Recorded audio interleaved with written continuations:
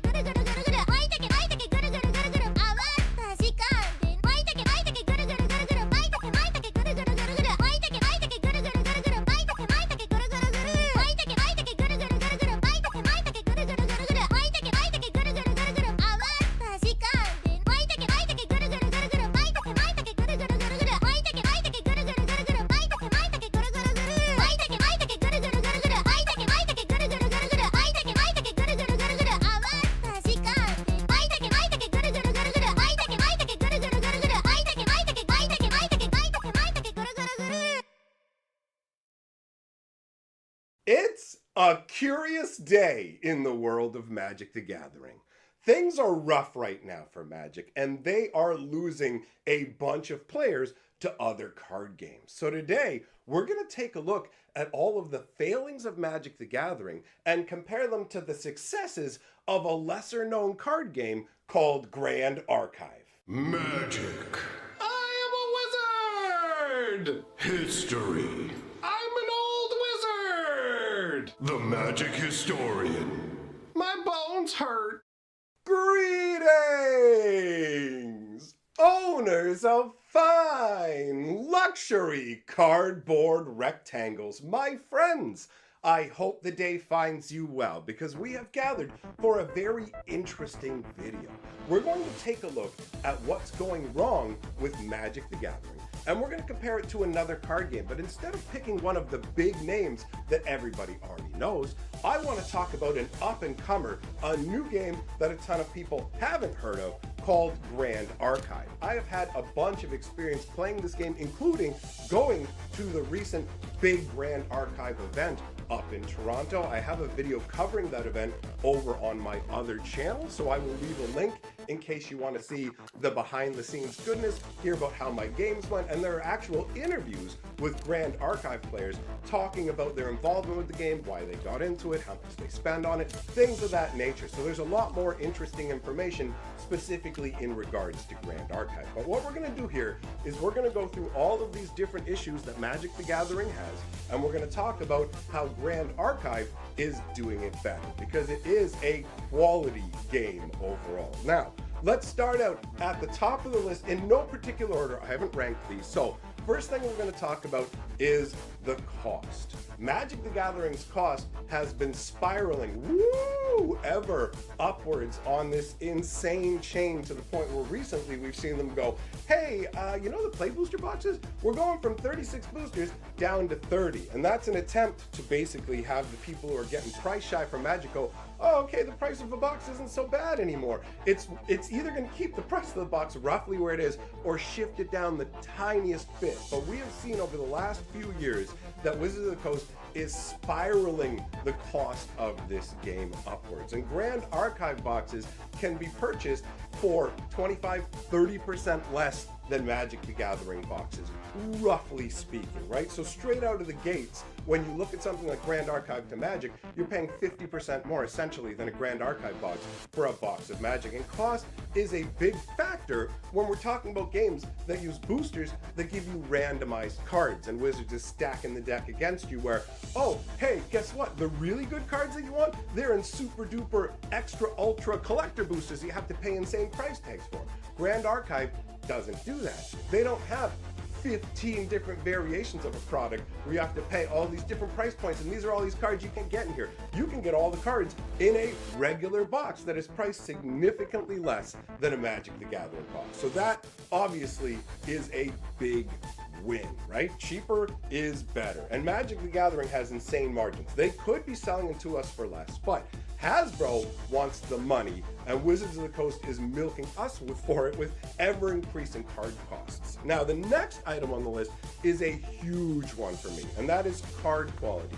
The card quality for the actual Grand Archive cards is gorgeous. These cards are beautiful. They don't have blemishes. The backs just have this awesome sheen to them. The cards feel really good in your hands. The foils are also fantastic quality. So across the board, the cards are 100% better than Magic cards. I've been playing Magic a long time. Once upon a time, they cared very much about their card quality to the point where they would burn bad products rather than letting them get out to the public. But in the last 5 to 7 years, the policy has become shovel the garbage onto them. It's their problem, not ours. The newest leadership of Hasbro, who used to be in charge of Magic the Gathering and Wizards of the Coast, is specifically responsible for this. So I'm always astounded when I go to other card games and they have good quality, but it's another level when you get to ultra card quality. So for me, games like Force of Will, Grand Archive have incredible card quality, which is a big thing. It doesn't cost that much to print cards,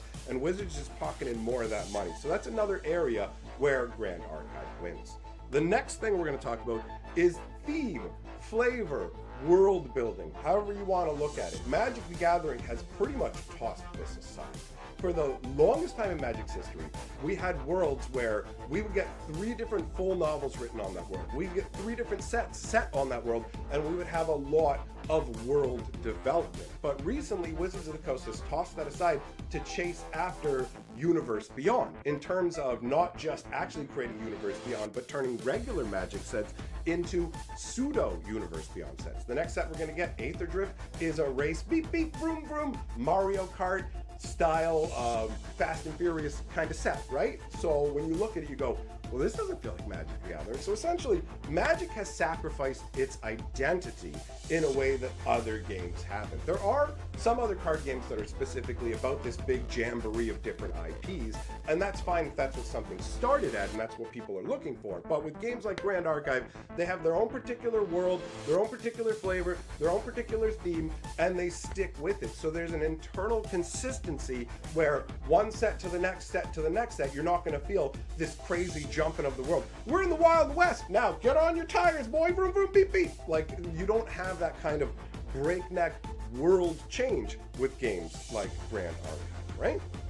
Then we've got power creep and complexity creep, which I'm going to lump together. For the longest time, Magic the Gathering paid attention to power creep and complexity, right? So overall, at the beginning days, they would actually take cards out that they felt were too complex. Later on, they reintroduced them, but ultimately they went, complexity is our enemy, let's get rid of them. And the power creep thing, to me, the best example of it is, in the early 2000s, they made a set called Mirrodin.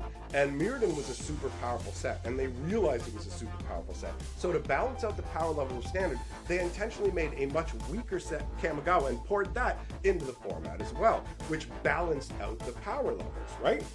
But Wizards threw that aside when they came up with the fire concept, and they just went, everything needs to be insane.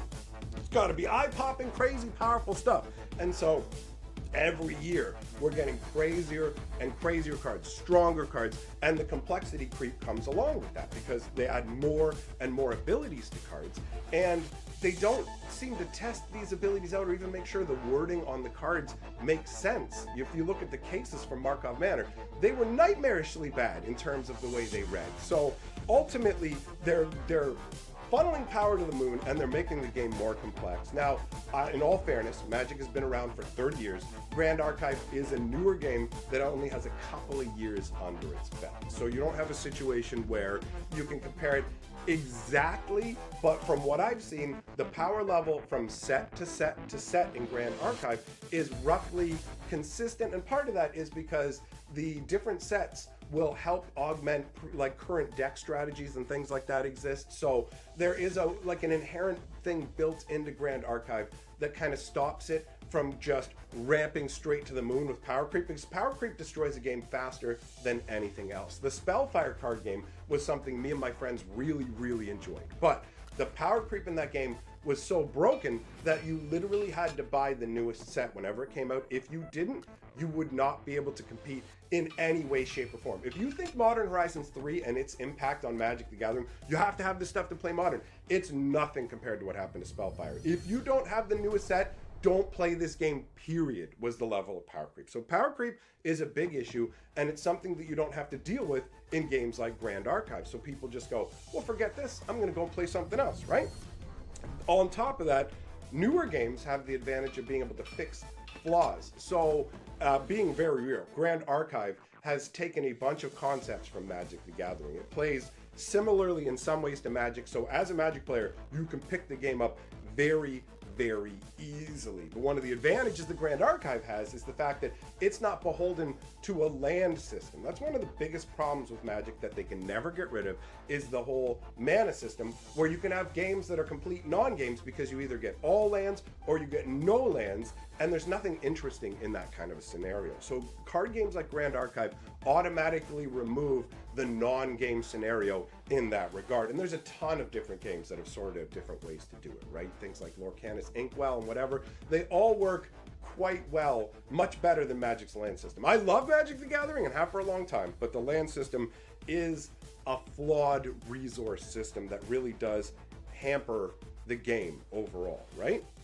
So the next issue on my list is mistrust. Now this is with Magic 30. This is specifically not so much something to do with other games and what they're doing, and just with what Magic's done. Magic the Gathering has destroyed the trust of its own community.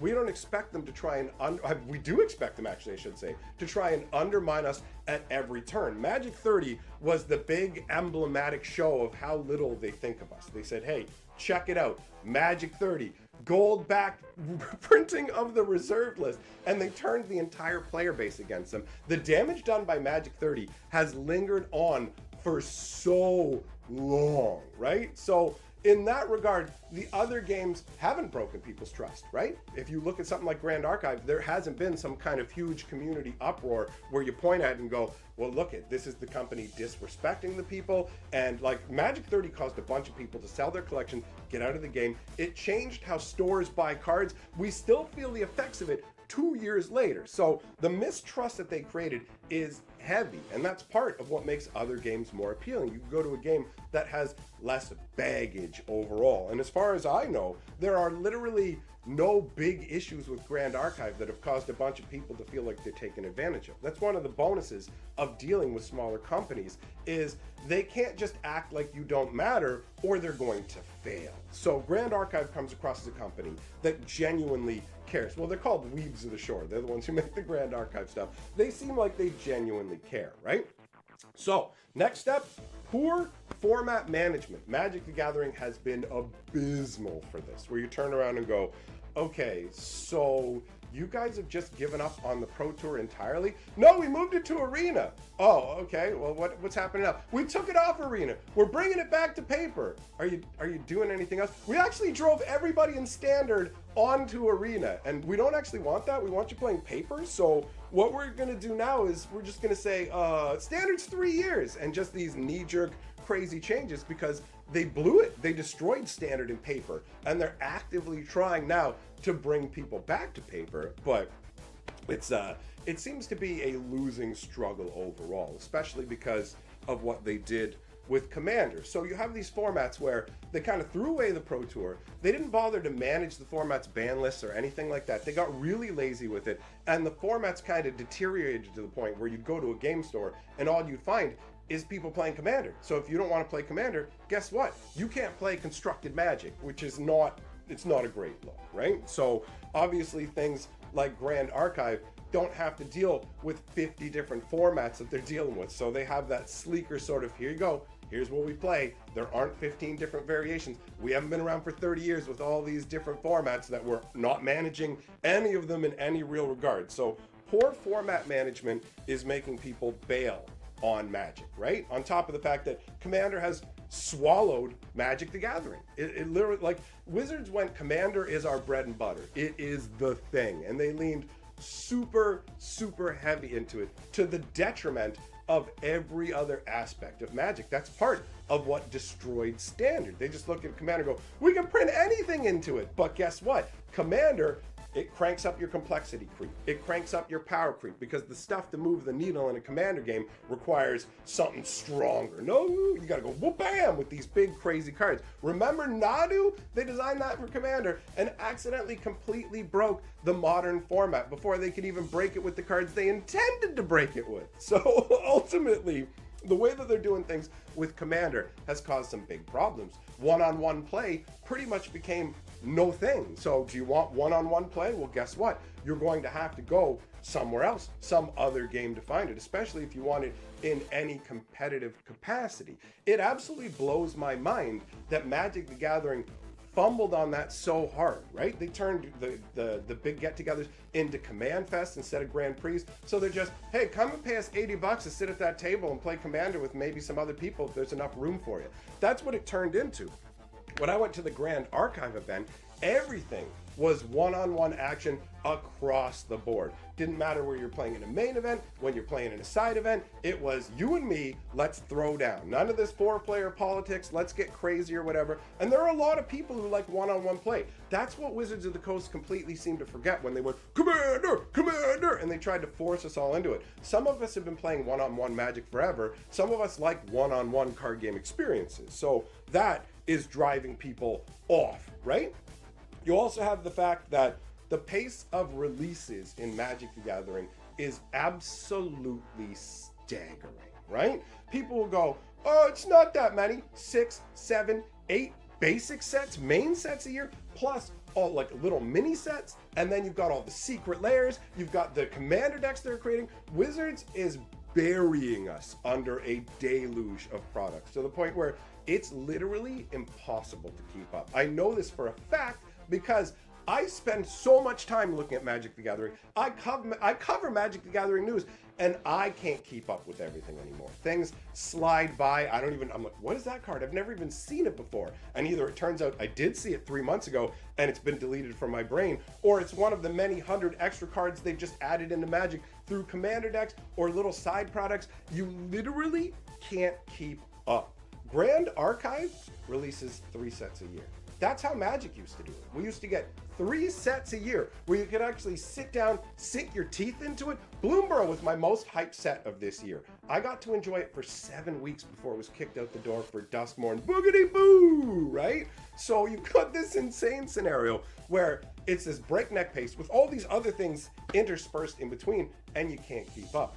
3 sets a year? Yeah, I know that pace. I'm from the old days of Magic. I remember when it was like, okay, we're gonna get this for 4 months, and then a new set will come along, we'll have that for 4 months, kind of thing, you know? Every 3 or 4 months, we're gonna get a new set, which is great. Not every 6 weeks. That pace is completely unsustainable for anybody to actually keep up with. And Wizards is somehow hoping that you'll get enough different customers buying all these different things that they'll come out ahead. But they just bewilder and fatigue their customers with this. So Grand Archive is absolutely doing it right in that regard.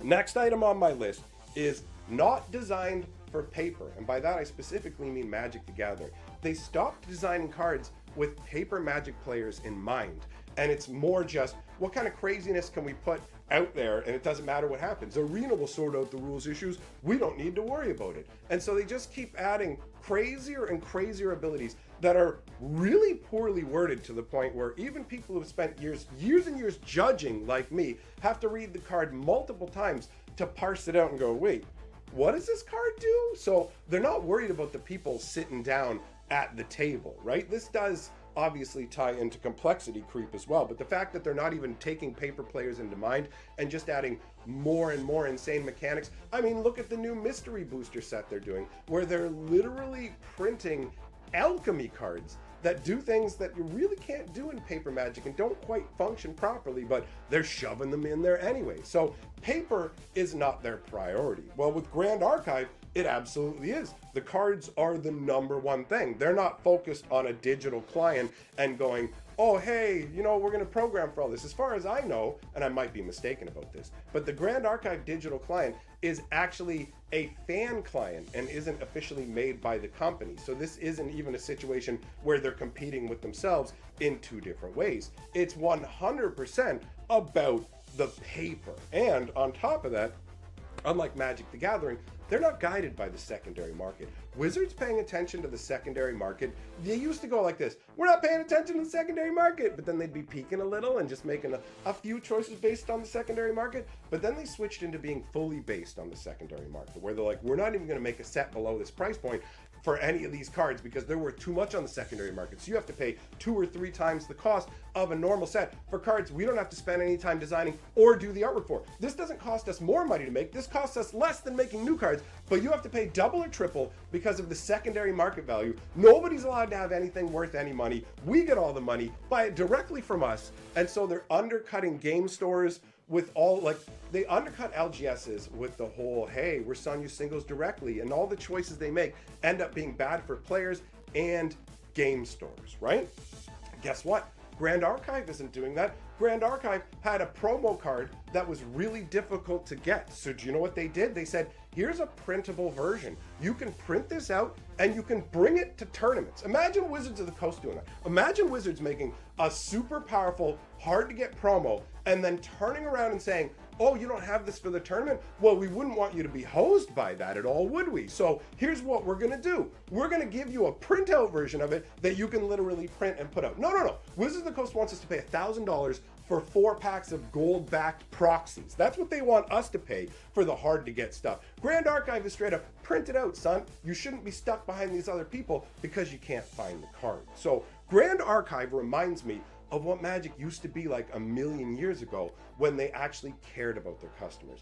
I really like the game. It has beautiful artwork. The card quality is fantastic. The gameplay is complex, intriguing, and fun, but not too much and definitely not too little. Grand Archive is a winner. There's a reason it's stuck around for a few years now, and if you want to hear more about it, I direct you to go and check out the vlog I did talking about the Grand Ascent event, because it's stacked up very well against Magic and other card game events that I have gone to. So that wraps up everything I have to say today in our case study comparing Grand Archive to Magic the Gathering. I hope that you enjoyed it. Let me know your thoughts in the comments below. Big shout out to my patrons for supporting my channel. You guys rule. And I will see you all in the next video. I just smacked the mic.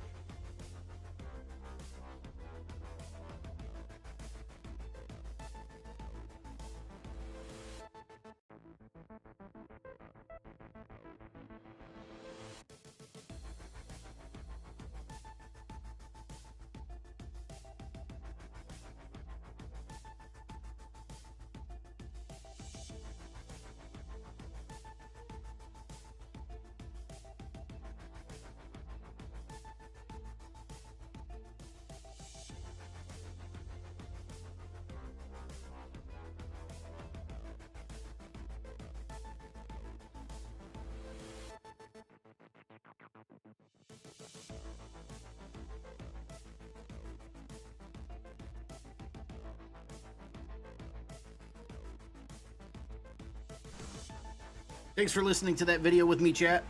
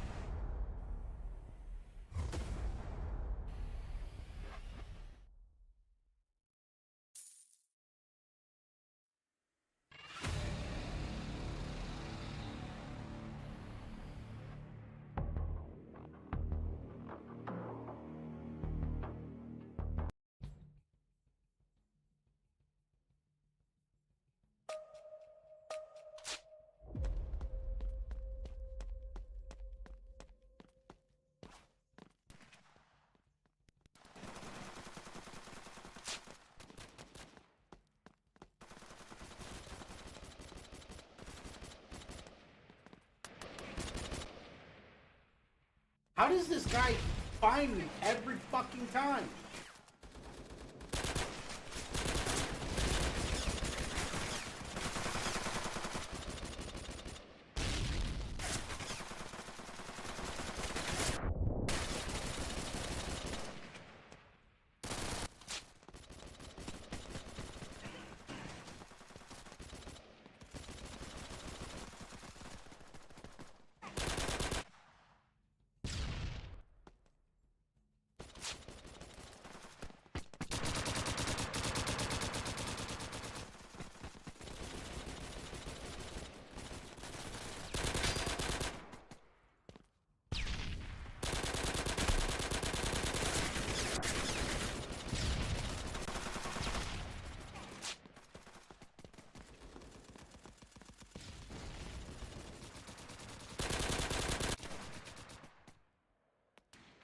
This one person gets me every time.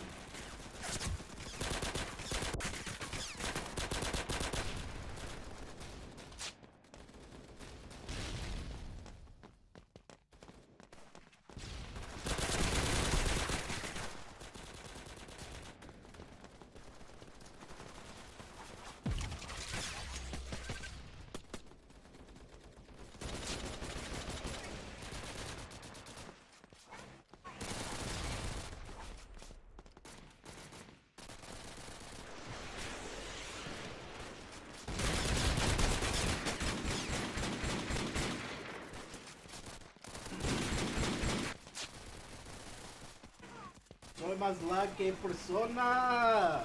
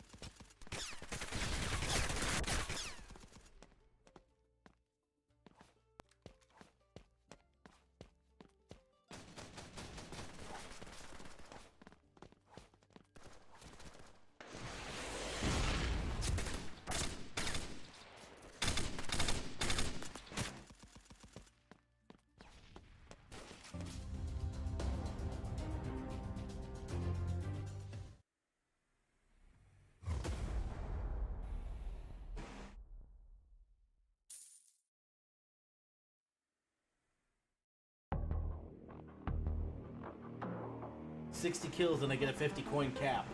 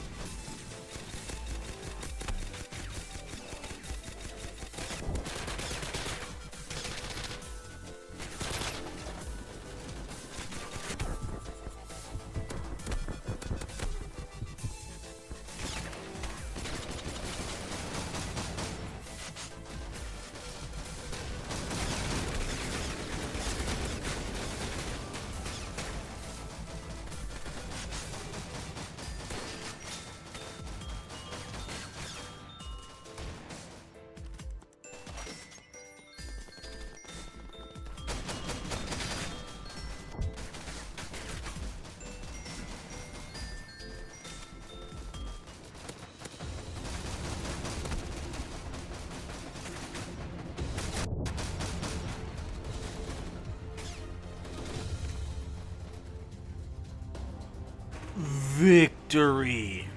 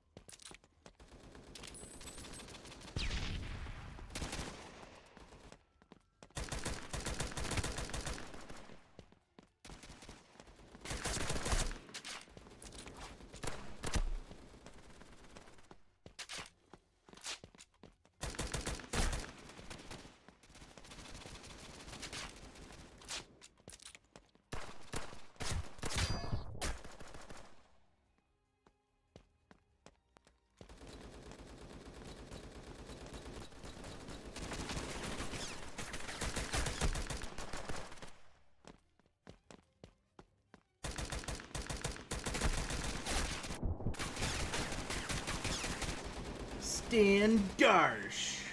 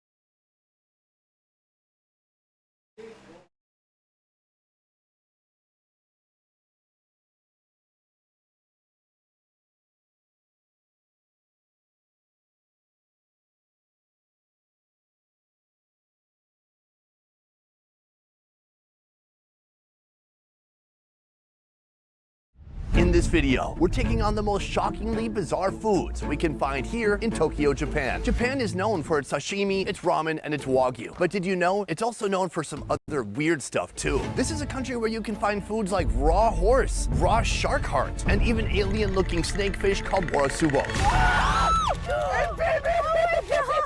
Well, today I'm on a mission to find the strangest, most unique restaurants serving food fare you won't find in any other country. And by the end of this video, I'll eat one of the most shocking foods I've seen anywhere ever. I'm talking about a bear paw. I know what you're thinking. That's not food. You mean a bear's foot? That's what I mean. We have a lot to get to today, but let me tell you, this video is gonna be challenging for me as a consumer, but also for you as a viewer. So I need you to hang in there. Stay with me through this. Don't make me do this alone. All right, right now we're headed to our first location, the location containing the bear paw.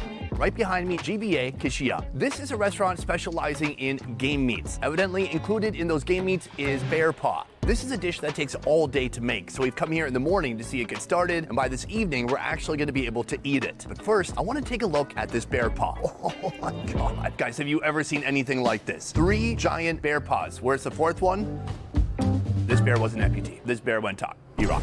I'm sorry. You can see clearly these two are the back feet. This is the front paw. Oh, it feels so weird. Look at these massive fingernails, claws that could actually tear you to shreds. And then on this side, dude, look at that pad. This is thick, callous. Oh, it's bigger than my hand. All right, I'm gonna pick up the back one. Oh my God, it looks notably different. A big, thick, padded, super callous bottom of the foot right there. Thick hair covering everything, and then of course right here, that's where its ankle socks end. This is a wild one for me, but what's really wild is trying to understand how this even works. Where are these bears from? Why are they eating it? Why is it so expensive? And how did this become a tradition in Japan? That is what I need to find out. Next, I'm gonna head inside and speak to the owner about this. We have a lot to discuss. The sourcing is perhaps the most interesting part of this. How do you, in a giant city with like 20 million people, get your hands on these hands? まあヒグマなんで北海道 He actually shipped all the way from Hokkaido, and he asked a middleman company who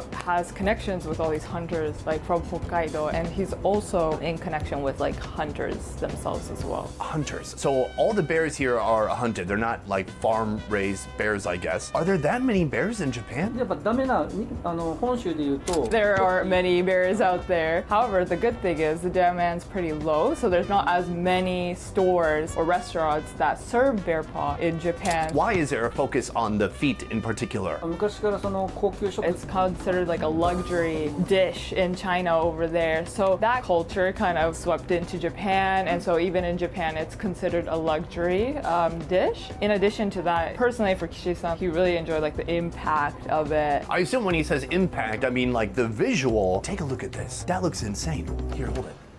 It's so heavy. It's so big. It's so big. It looks like it came from a dinosaur. So from here, we're gonna prepare it, and by tonight, it'll be ready to eat. Step 1 is happening right here. He has a pressure cooker pot, and he is filling that with water right now. He puts that into the pot, submerging the whole thing, and we will say goodbye to that guy. We'll see that in a couple of hours. In the meantime, the chef prepares a delicacy so rare, few Japanese have even tried it: the brain of a deer. First, it's lightly seasoned with flavor enhancers, salt, MSG, and pepper.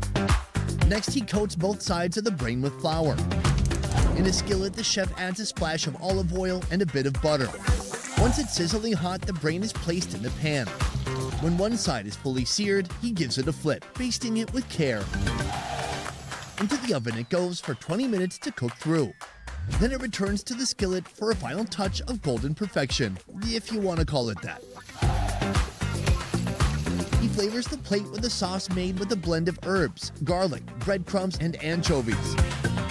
All right, folks, this is my first meal of the day, and it is a doozy. This is not just any ordinary brain. This is the brain of a deer. What is a part of the brain that understands how traffic works? Because that is missing in every single deer, especially in Minnesota, where I'm from.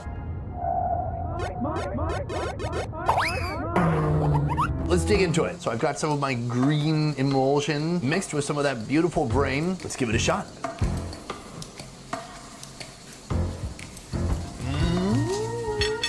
Wow. Very fatty, soft, tender. The outside does have a little bit of a skin to it. That being said, all the flavor is in my mouth. Fireworks, amazing. This is my first taste of the day, and I've got to say, it's a strong start. But in the end, it's just a distraction from the inevitable bear paw. I am here again with Kishi-san. 2 hours has gone by and we are gonna remove the bear paw from the pot and see how it looks. Oh, it looks nuts. It's a bit smelly, although this is looking a lot cleaner and you can see the claws just sticking out of the water. From here, he's filling the pot with even more water and dumping some of that out. The smells in here are amazing. Not really. He peels off the bottom of the foot, the pad, revealing the pink subdermis. Slowly but steadily, he peels away the skin and the fur, revealing the nice pink meat underneath. Looking at this thing now without the hair, it looks even more terrifying. It's so big, so muscular. I mean, look at this foot. It looks wild. From here, he's gonna finish the tedious work of pulling out every single hair, and then that's gonna head back into the pressure cooker, right? Right. While the bear paw spends some hours braising, I'm hitting the streets on the lookout for some more exceptional, unexpected Japanese food. While our bear paw is cooking at our first location, we have come here, a place called Rice and Circus. And let me tell you, it is a circus inside. And no, I don't just mean it's wild and chaotic. I mean, like every animal that you've ever seen in a circus, they're probably serving them up here. This is not common food in Japan. This is kind of like wild stamina dude foods. The owner is already underway cooking up our first dish. We're gonna go inside, check it out, and then learn more about the food they're serving here. Let's move. All right, folks, I'm entering the kitchen now, meeting Mr. Momiyama-san right here. This is our starting course. King Tama. That might, in Japanese, mean testicles.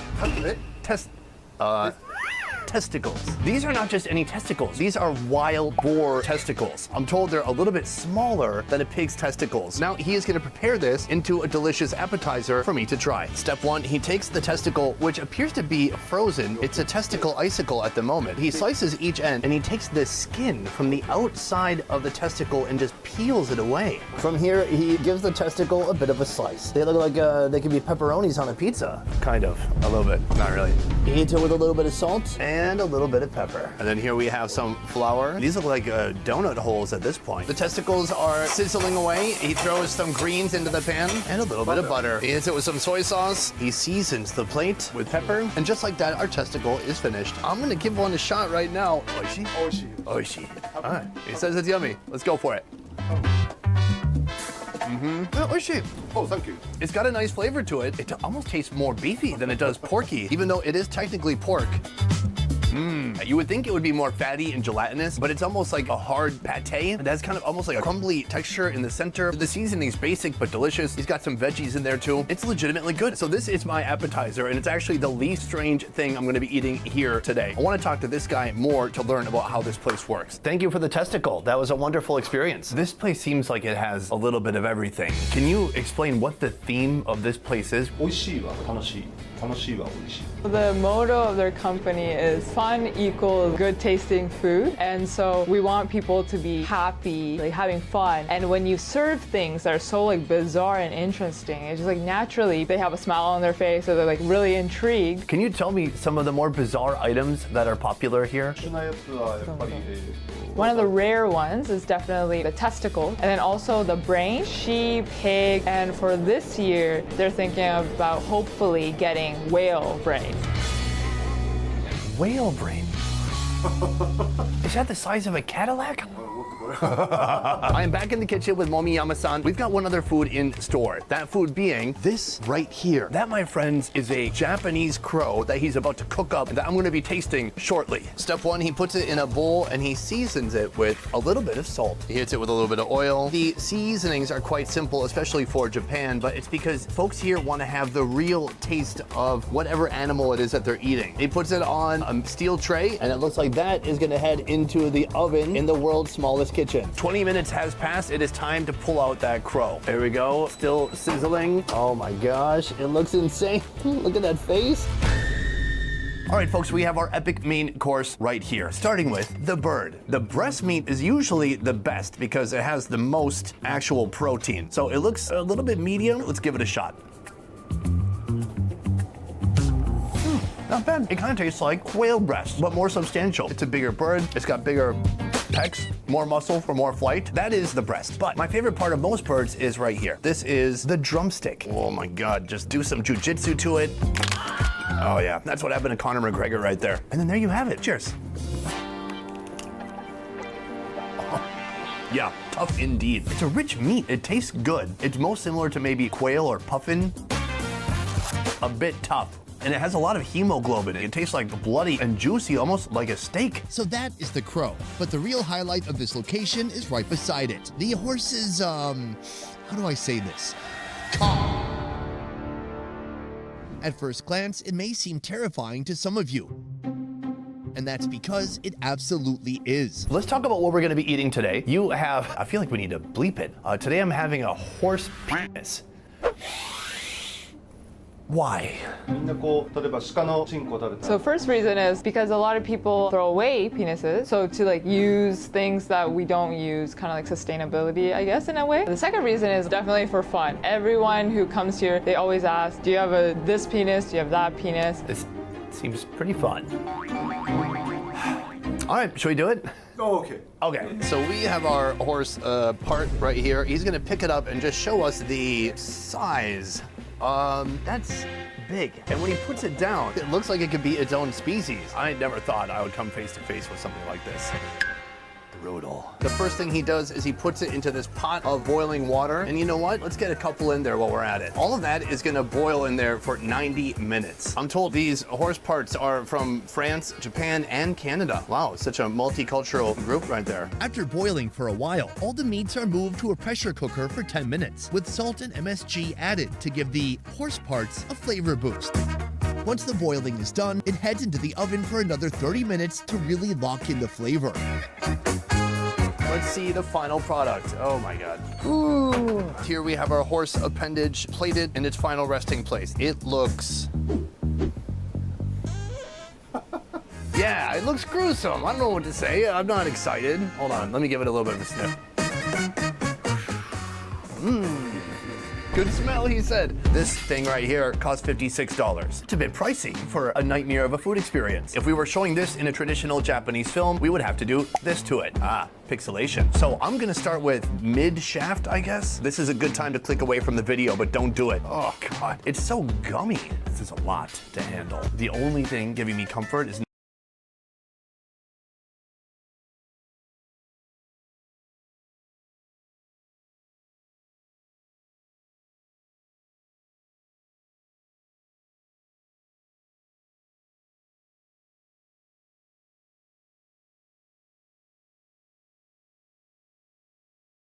knowing that in a second I'm gonna turn the camera around and make the camera guy take a bite. Cheers.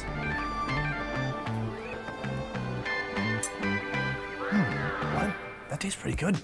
It just tastes like kind of roast beef. I thought it was gonna have an intense smell or gamey aroma to it. It doesn't. What about this part?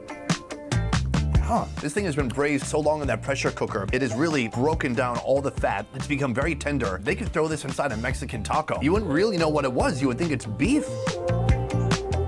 Sure, there's some unusual textures. It's kind of like gooey, tendon, soft meat. You can just see the texture as I move it around. But in the end, it's pretty good. So I know what you're asking yourself. Since I generally enjoy this overall, am I gonna be willing to try the tip? The answer may surprise you. It's no. But my camera guy. I've got a small portion right here. Here, let me borrow that from you. How you feeling, Thomas? Not so great anymore. Stab it? Have to eat the whole thing. It's a one biter. Give it a shot. It's like braised beef. Imagine it's just braised beef. Cool. You want some sake? That's good. Go ahead. Oh, so fatty. Well done.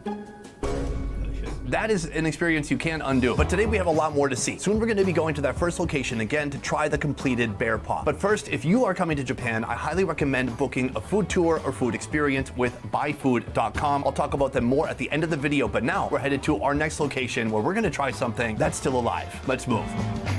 We have come to our next location here, a place where you can actually go fishing for your food yourself. And then the food they turn that food into. It's wild. Let me show you how it works. First of all, we have a diagram right here. Step 1, buy a fishing rod, then go fishing, then do a dance of joy once you've caught a fish. From there, you pass the fish to a chef, then they cook it in any way you prefer, and finally, you eat the fish. Let me show you inside. Basically, it's a giant pool with a boat built on top of it. Then inside, you've got water that is full of fish. These are fish that you can catch yourself with a fishing rod if you would like. Along here, they have a load of different fish. They have horse mackerel, they have sea bream. As you keep going, they even have lobster. How are you gonna fish for a lobster? We are gonna be having a lobster later though. Right now, we're headed into the kitchen for a food known as dancing squid. We have our squid wrangler right here. We have our chef, and we have the star of the show right here. That is the squid. Step 1, remove the squid from its little prison. He takes a knife and he goes beneath the cap, cutting it off, removing it, turning the whole thing white. He puts a stick inside of it, puts it over some ice, and then he takes some soy sauce, he pours it on top, and that is our dancing squid. Oh man, that looks gnarly. Additionally, he gets some lemon to put on top. Can I say that was a pretty short-lived dancing career? Oh, hold on. We got a twitch. Meanwhile, over here we have the cap from the squid. The chef splits it in half, and that's like its organs and brain and digestive. All of it's in its head. He peels the skin from the main meat of the squid, leaving behind this beautiful, meaty, translucent layer. From here, he cuts the bony tendon from the cap. Ew, we don't want that. He lightly scores it, not cutting it all the way through. Whoa, then he chucks it at the cutting board. It curls up immediately. And from here, he really juliennes the squid, cutting it into thin pieces. He put the skin of the squid onto the serving dish, and then our squid cap sashimi going on next. Good? Good, thank you. Boom, squid right here. This is like the thin strips of sashimi. Let's give it a shot. Hit it with a little bit of soy sauce. Oh, that's good. It's a delightful texture. It's cold, it's very dense. It's really like squid, and that's about it. If you had this skin on there, I'm guessing it would feel a lot more slimy. Ugh. Am I supposed to eat this? You know, after the horse?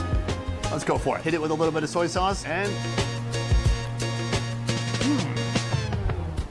I wish I had a beer. It's really crumpy.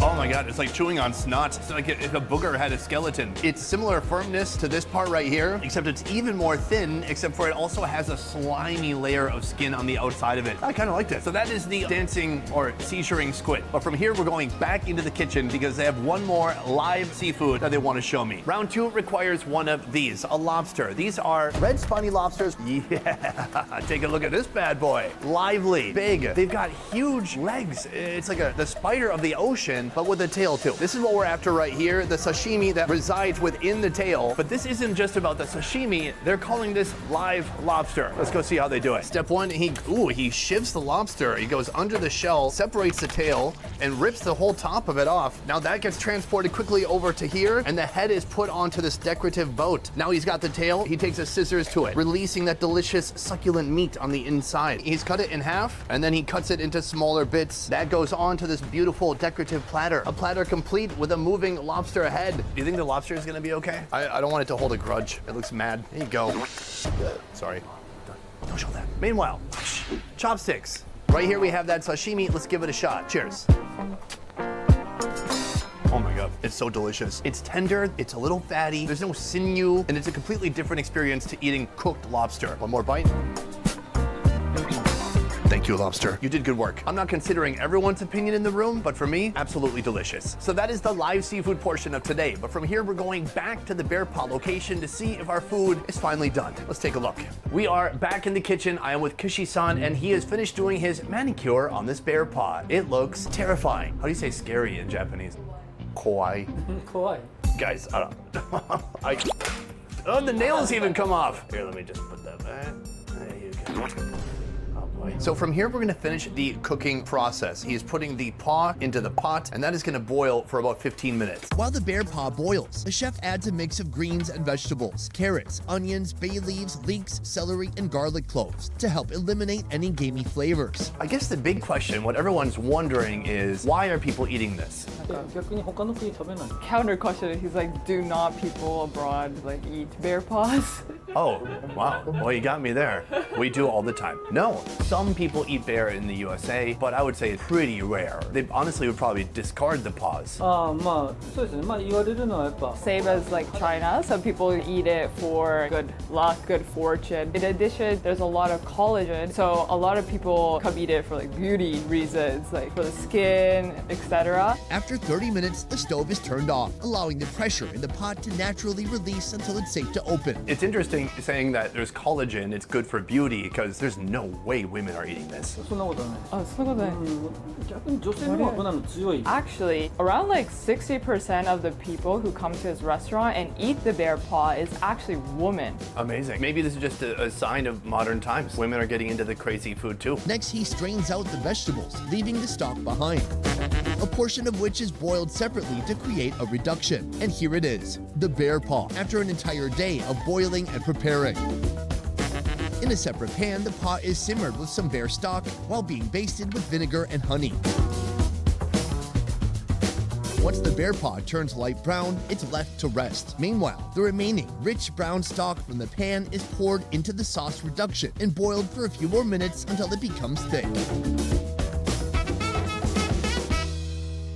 All right, guys, we have it right here. The final product, the fully cooked bear paw, and it's all due to this man right here, Kishi-san.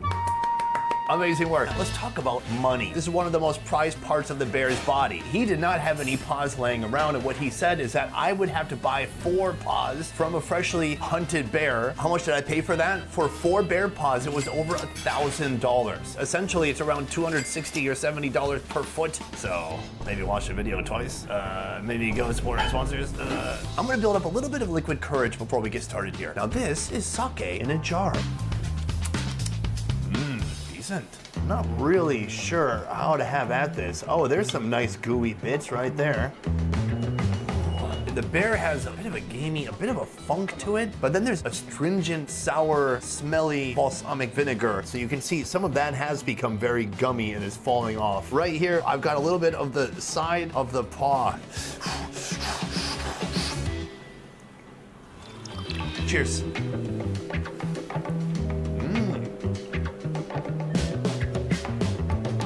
Very gummy, super gelatinous. It's a funky tasting bear. If I'm gonna get any meat out of this thing, I gotta go to the palm. These are the pads, the toes, and then the pads on the bottom of the foot. That is gonna be super gelatinous. Let's try to get this. Oh, it's so gooey. So this seems to be a bit more meaty. This seems like legitimate protein.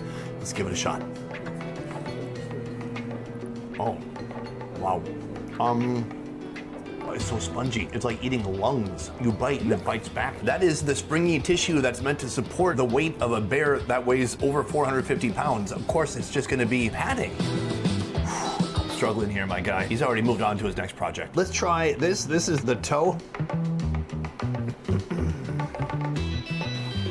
That one's a little bit more like cow skin, just very thick skin that's been braised forever. It's fatty, it's gelatinous. Right now I feel so grateful that he mixed all these bear flavors with his strong balsamic vinegar, and it's very powerful, and it's offsetting any of that funkiness from the bear claw. This is something I feel like that could feed a group of people. First of all, it's super rich. This can't be a meal. There's no way someone's sitting down to eat a whole bear paw. This is an unbelievable tradition, a food that when I heard about it, I was very shocked to hear that it existed here in Japan. Today I set out with the goal of eating bear paw, and we found one and we cooked it, and by golly, I ate it up. What a treat. But from now, I'm gonna go outside and tell you which food I thought was the most shocking from today and which food I suggest you never try. Let's move.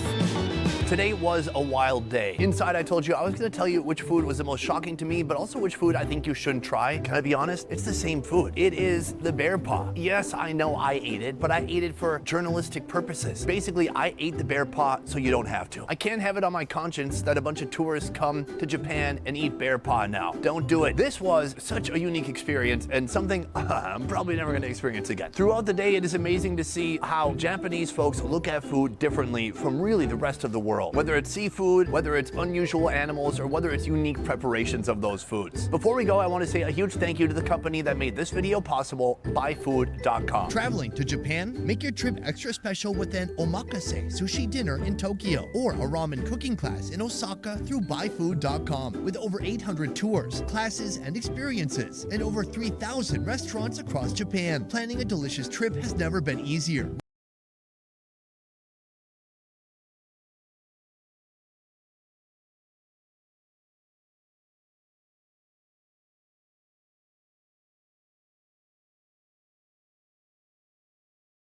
These are baby frogs, also known as tadpoles. And they're a crucial ingredient in one of the worst rated foods in all of Thailand.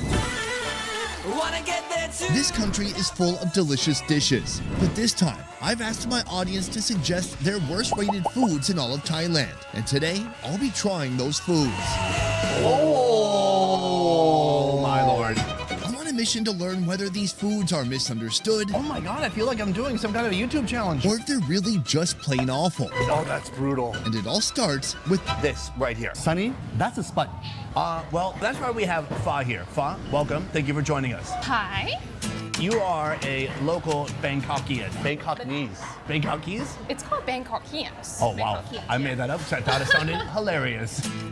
Fa is a local chef and former Master Chef contestant. Next to her, chef and restaurateur Calvin Bowie. Here we have a unique tray of proteins in front of us. Can you enlighten us as to what these are? I would have to say, first of all, this is also new for me. This is a soy ju. Soy ju is just a cooking process. Are you sure? I feel like very little cooking has happened here. In the making of soy chu, the cow's meat, liver, and tripe are cut into bite-sized pieces and served raw at the dining table. In Isa, the northeastern region of Thailand where this dish comes from, soy means cut and chu means dip. But the dip is actually the most intimidating part of this dish. In Isan, people will kill the cow and then they'll eat it bloody raw like that with the bile. I know about bile. 'Cause I've been to the north, I've been to Chiang Mai. On the liver of a cow, there's a bile sac. They slit it open, they dump out those yellowy, sometimes green juices. That concentrated bile gets mixed with some other delicious spices and ingredients here, and it makes a bitter dipping sauce. I've had bile, and I love it. Really? I love that acidic sweetness. There's nothing like this on the planet. Bile is great. I think we should try it very soon. Now, this food has been selected today because it is among the worst rated in all of Thailand. That probably means a lot of tourists and foreigners have come here and they were put off by it, or even just the thought of it was too much for them. So what we're gonna find out today is, are these truly some awful offals, or is it delicious? A lot of people like their steak medium rare. This is more on the rare side. It's still mooing. You hear that? I can see that. You've never had this before, have you? No, I think you guys have experienced more than me. Can I No dip dip, it? no dip, Can no I dip dip. it? We want that pure beef flavor. It would be an insult to the chef. Or the guy who is just cutting beef back there. Yeah.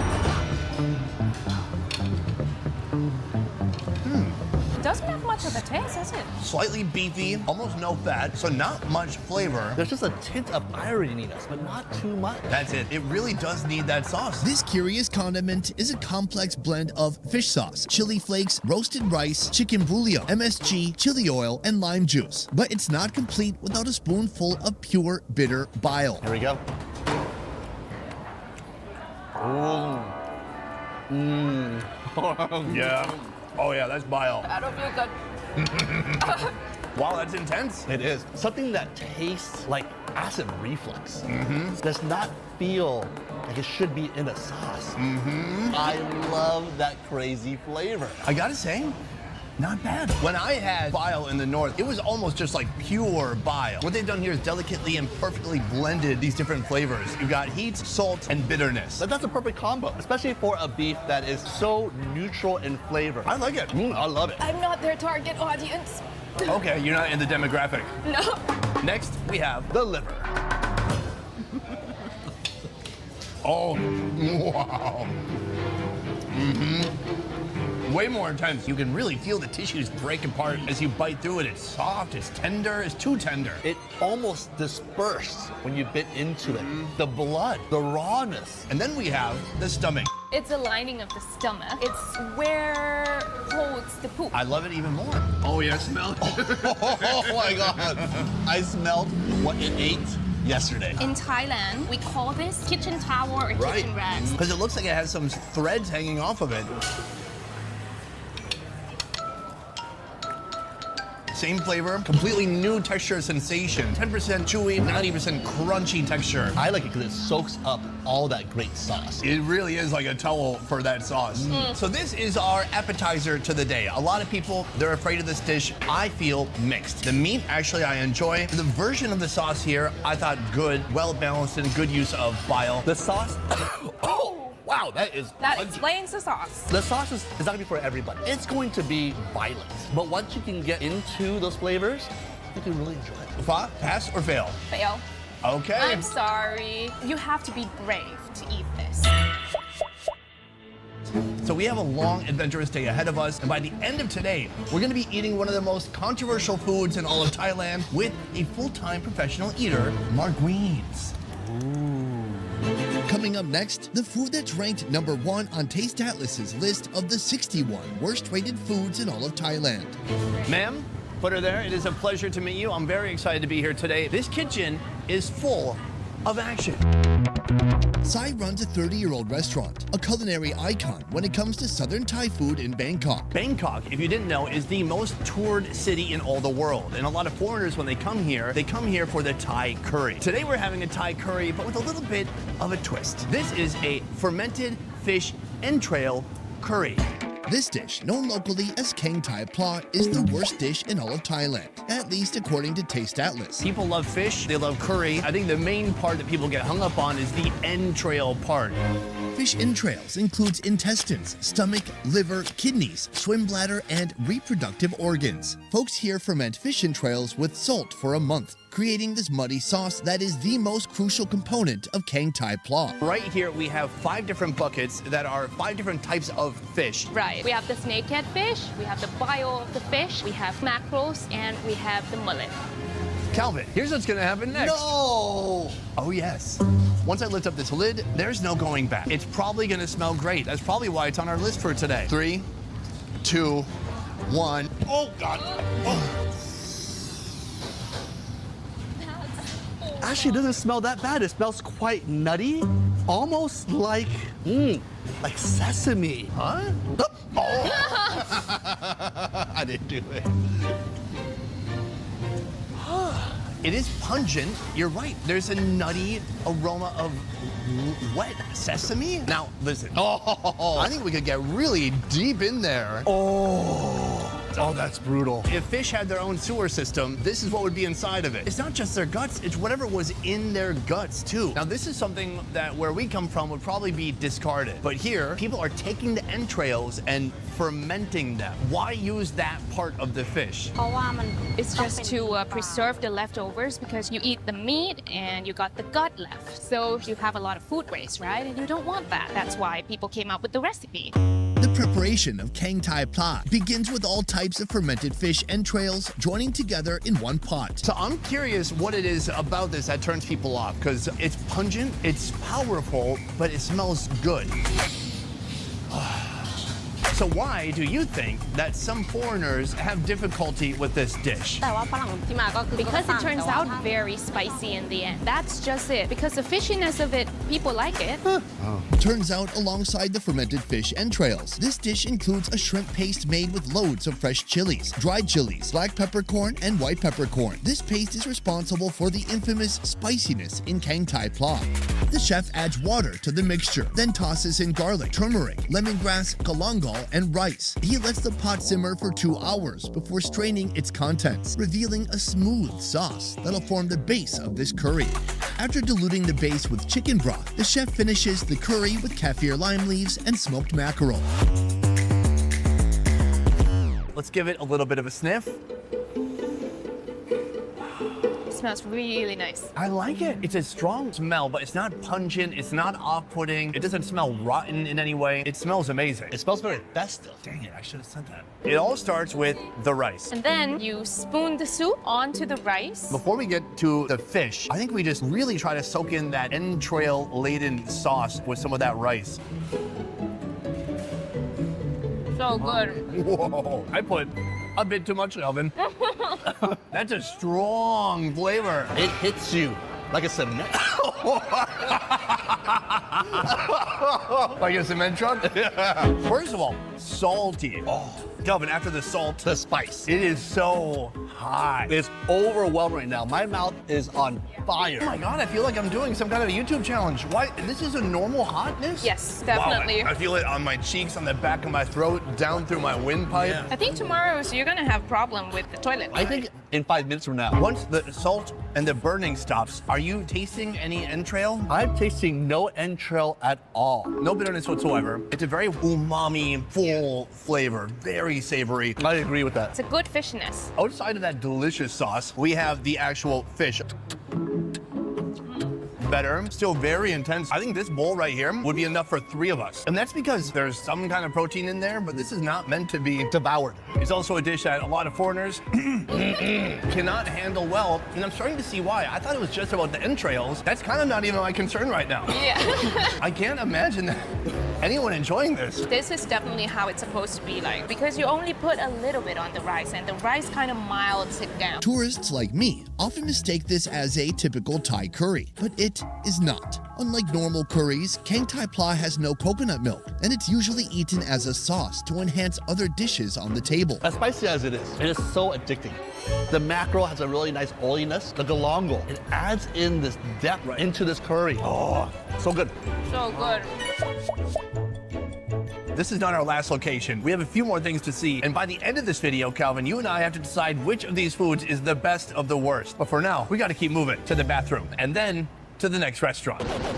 Before we meet Mark Wiens, I've got one more stop to make. A place serving a familiar animal, but a not so familiar body part. This is the udder of a cow. You're telling me that this is where milk comes from? That's where milk comes from. Sunny, I don't see any nipples. Oh, cutting already.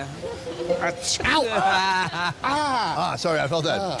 Mr. Yod's Eatery is the kind of place people flock to after work to enjoy beer and tasty drinking food. Though what's delicious to locals may not always appeal to outsiders like Calvin and me. Oh, this is one piece? Oh, Oh my Lord. It is so heavy, it's dense, it's spongy. And you see the milk dripping. Ugh. Oh. People, when they think of a cow's udder, they think it might be like an empty milk bag. It's not that way at all. You can see as he cuts the tissue, there is no clear, big pocket full of milk. Instead, it's this big complex of tissues and reservoirs that hold the milk inside. It's like a sponge. That is what every ounce of milk you have ever drank has strained through. It's a giant cow breast. but Sunny, isn't that considered the brisket in America? No, Calvin, because the brisket is the chest right here. This is not the chest, it is the udder or the breast. To me, I gotta say, the meat looks fascinating. It's a texture I've not seen before. It's a unique tissue. I think it's gonna be yummy. I agree. All right, folks, we have our mysterious cow udder right here, but next to it, another one of Thailand's most worst-rated foods, duck beak. Essentially, the beak is not edible because it's just bones, but it's the cheek, the chin of the duck that is attached to the beak. Wait, do ducks have a chin? Yeah, it's just the meat all around the beak. Our chef chops each mandible of the duck beak into halves and marinates them with oyster sauce, soy sauce, chicken powder, garlic, and pepper. Then he tosses them into sizzling hot oil. This Donald Duck nightmare might be seen as one of the worst-rated foods in Thailand because it's an unusual ingredient, but it's also a beloved drinking snack of the Isan people. I think the tongue might have a bone in it. I took my boat out. Smart. This guy knows his ducking anatomy. I do. If you look at like a pig tongue, cow tongue, no bone in the tongue. Humans, hold on. Probably not. Nothing. Ducks, they got a bone inside. You got to pull it out because it's kind of hard. I love this flavor. Greasy, a little bit of smokiness. There are degrees of crunchiness, from kind of soft crunchy to hard crunchy. It's not like a big satisfying bite, but it's a little temptation. This is what I would love to sit around and just drink beer with. You've got it ready. Cheers. Why don't I have one? I assumed you didn't drink. And you're not over 21. So this, a delicious appetizer, but we are here for this. First, our cook slices the udder thin. Then he infuses the slices with flavors of soy sauce, oyster sauce, MSG, chicken powder, and garlic. So probably the reason that foreigners might find this a bit challenging is because in the US, we're eating male cows. Female cows, they're used for giving birth to new cows and providing milk. It doesn't make sense to kill off the one of the two genders that provides the milk. Since udders are mostly composed of fatty tissue, grilling is the best cooking method. Is this more expensive or is it cheaper than typical beef? It's really rare, but but it's almost half the price of the normal beef. Half the price. Like our first dish, soy chu, this delicacy comes from Isan, where people value every part of the animal, including their milk bags. And the owner claims that it is definitely the greatest of all time.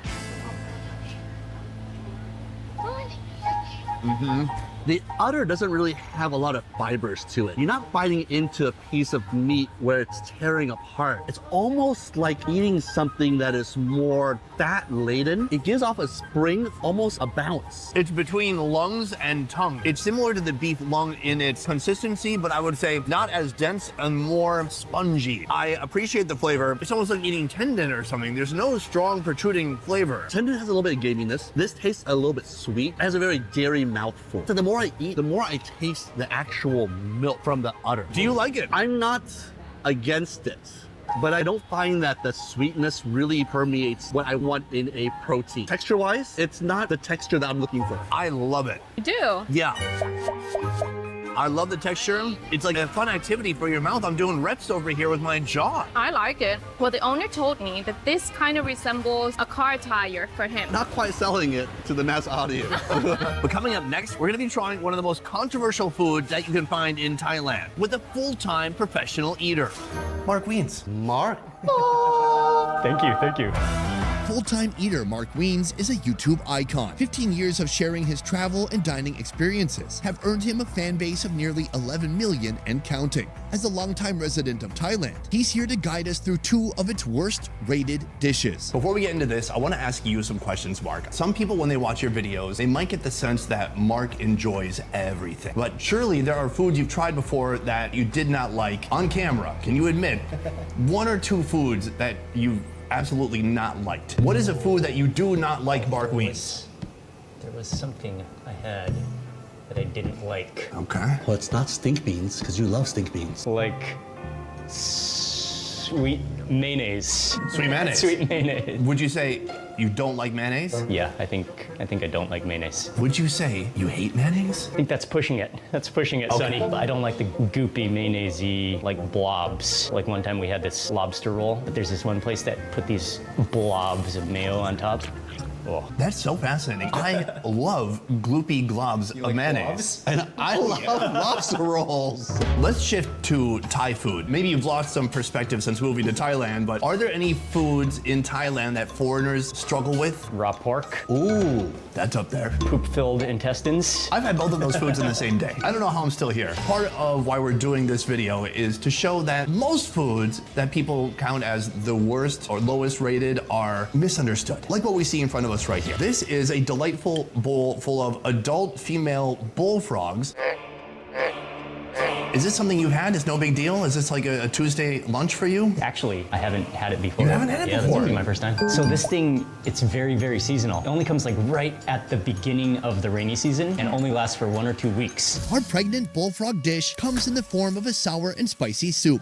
A mix of chilies, lemongrass, tamarind, galangal, and turmeric leap into the boiling water, followed by lime leaves and tamarind leaves to create the soup base. Now it's just waiting for the star of the show, which the restaurant owner showed us moments ago. Most Americans have seen something like this.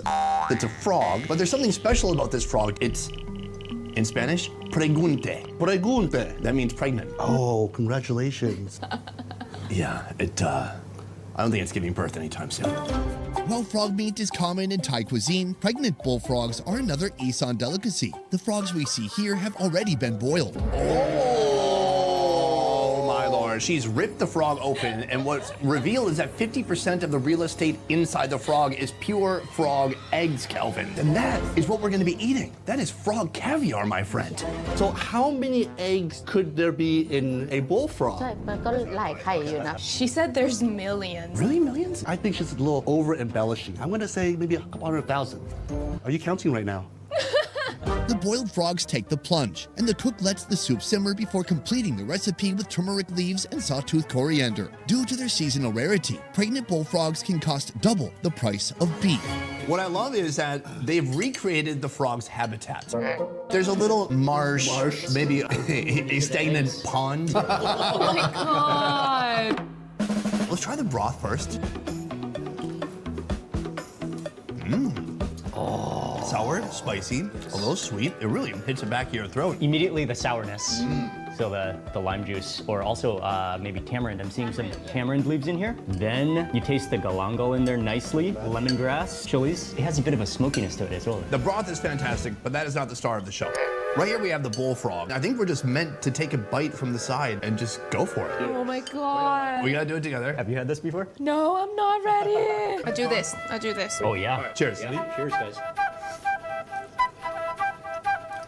Definitely better than I thought. Considering this was supposed to be one of our scarier foods of the day, pretty dang delicious. Sticky eggs, you can feel them individually, but when you chomp on them, it really kind of sticks to your teeth. I love how each egg pops in your mouth, but the skin of the bullfrog, it's so thin. You can bite right into it. Tastes like a natural sausage. That broth has just penetrated everything within the frog, so all that delicious broth flavor that we got originally, it's still in there, but then you're just getting that unique texture of just millions of eggs on the inside. And what's amazing is like almost no bones. It's all meat and eggs and just delicious. Now, why do you think this was rated one of the worst dishes in Thailand? Because you know it's delicious. I think the people rating those dishes haven't tasted it. Because if you tasted it, it's absolutely delicious. Like, I don't know if you could not like this. Well, next to you have someone who has a tiny amount of eggs on her spoon. What do you think now? It's definitely different than what I thought. Sticky and creamy to some sort.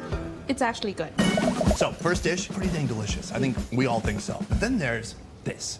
This right here. Tadpoles.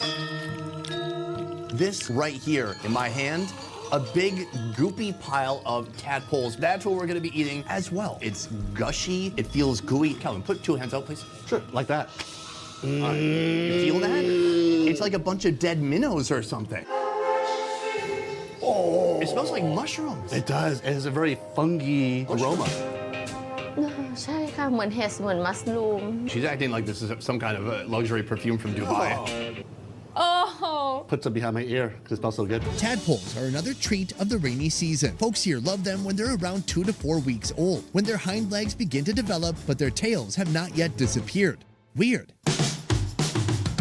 The classic Isan tadpole recipe goes like this. Tadpoles are mixed with chili paste, whole shallots, fish sauce, fermented fish sauce, MSG, green onions, sweet basil, and whole chilies. Why do people like the tadpoles? พิเศษตรงที่ว่า It's not fishy at all. They don't have bones in there, so it gives like kind of a frog taste, but melt in your mouth. Like foie gras. Right.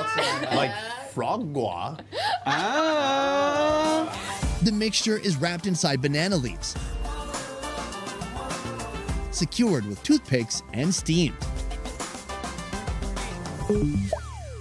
All you have to do is take out the toothpick and spread open our little package. Oh, wow. Juicy. I love this simplicity style cooking. Nose to tail, nothing is disregarded. That's all it really has. All that tadpole is a nose and a tail. Is this a food you're excited for? I wouldn't say so, but yeah, let's have it.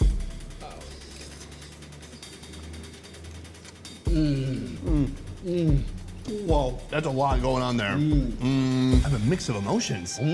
The tadpoles have an odd texture to them. It's not melting in my mouth per se. It's like I can feel their body collapsing under my teeth. It's almost like eating little anchovies. Oh, that's a better, yeah. I love these flavors. Herbaceous. Spicy, sour. It's goes perfectly with sticky rice. It's juicy, it's flavorful. Yeah, this is incredible. Fa, honest opinion? She said it's like kind of like foie gras, right? There's no foie gras in this. A little bit more chewy. It's really creamy. Do you like it? No. Okay. Sorry. At least she's honest. I'm a little bit in the middle. I love the seasonings. I love the flavor. The texture is a bit unusual to me, and I think you were spot on when you said it's kind of like baby anchovies. Yeah. Am I gonna come back here next time I come to Thailand and come here craving this food? No. No. No? No.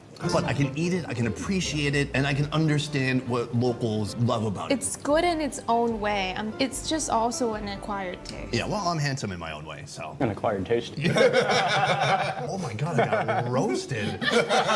400 degrees Fahrenheit by Mark Wiens. Calvin, today we ate the worst of the worst in Thailand, but for you, which was the best of the worst? For me, I think the dish that was misunderstood is the entrails dish. It's a dish that I'm not quite sure, is it a sauce, is it a curry, but it was fully intense. I agree that that dish is probably misunderstood by foreigners who think it's just a typical curry. It's not. But that was not my best of the worst. To me, if I had to pick one from the entire day, it would be the cow udder. Oh. It was chewy, it was animally, it was protein. I loved it. So for you guys, let us know what you think downstairs in the comments below. Which one do you want to try? Do you want to try one of them that you saw? Or were you like, ugh, gross? Hungry for more fun food videos? Join me at More Best Ever Food Review Show, a channel that's unfiltered, raw,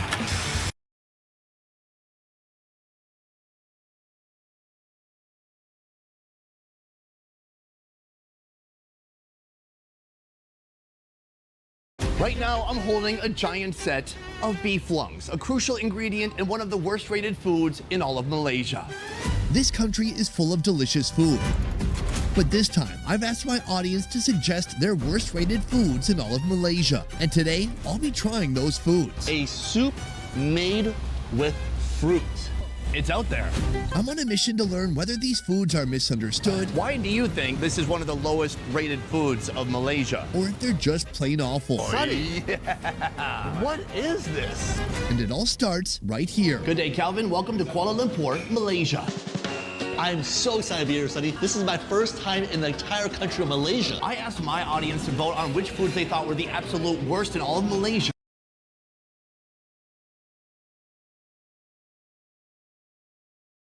In this video, we're taking on the most shockingly bizarre foods we can find here in Tokyo, Japan. Japan is known for its sashimi, its ramen, and its wagyu. But did you know it's also known for some other weird stuff too? This is a country where you can find foods like raw horse, raw shark heart, and even alien-looking snakefish called borasubo. Well, today I'm on a mission to find the strangest, most unique restaurants serving food fare you won't find in any other country. And by the end of this video, I'll eat one of the most shocking foods I've seen anywhere ever. We're talking about a bear paw. I know what you're thinking. That's not food. You mean a bear's foot? That's what I mean. We have a lot to get to.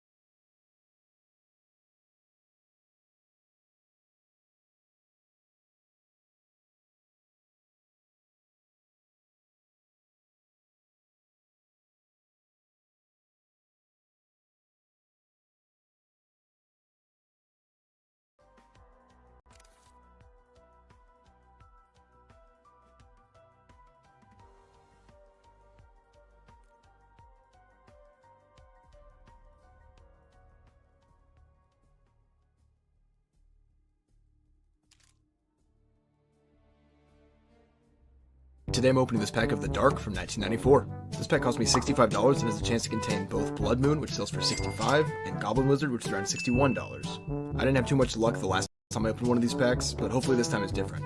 I know these packs are pretty easy to search without opening because of the thin white packaging, but even if I don't pull anything noteworthy, it's still fun to open a 30-year-old booster pack. Alright, here we go.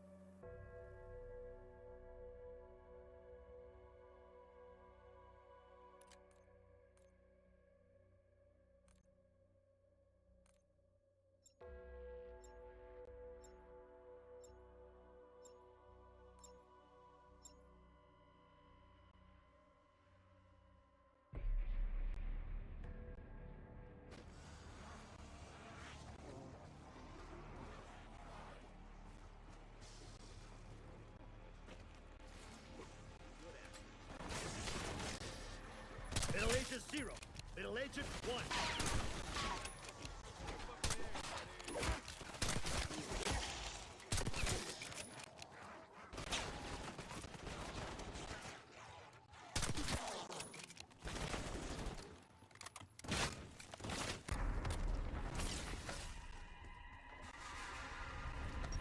I see you've made contact with Ravenoff. Hey, buddy. Ravenoff, you in there? He's either out cold at hearing Sam's voice, or he's got a bad case of the DTs. Pick up the pace, people. We need to get to Kraft's cell before it becomes a buffet.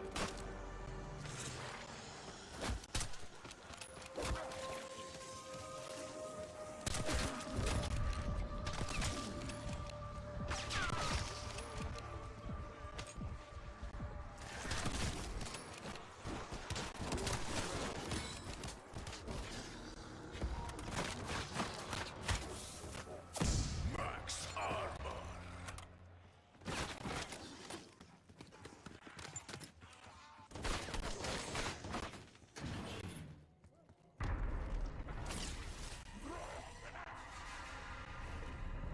These beasts follow everywhere in your wake, even after all these years. Gosh, boy. And I thought I kept bad company. Just one shoe? Horses have 4 feet.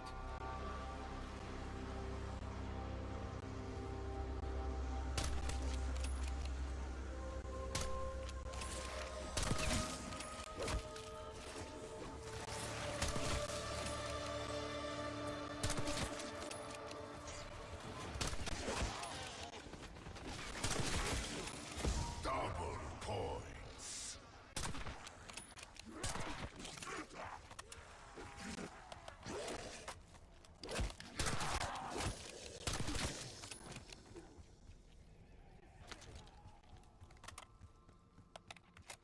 The main entrance is locked. You must breach those reinforced doors. And all they gotta do is stroll up to it and ask politely. Didn't think so.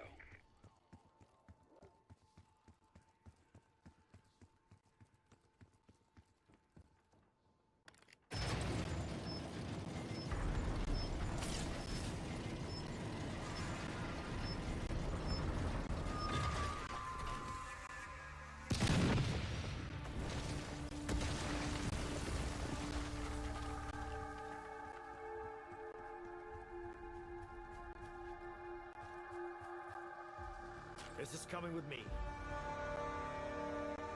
Peter Michel was mesmerized by lightning. No doubt he forged that rod.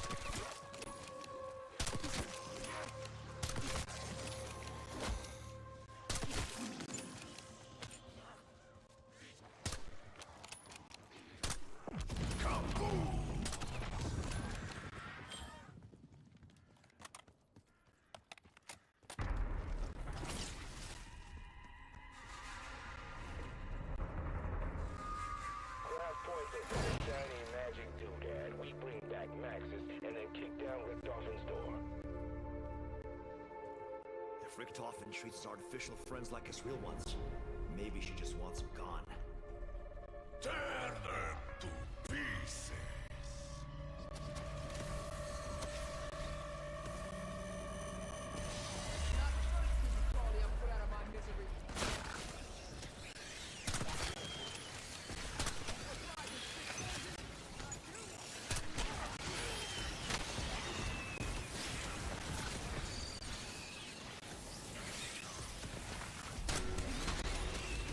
Remodeled that one's top floor pretty good.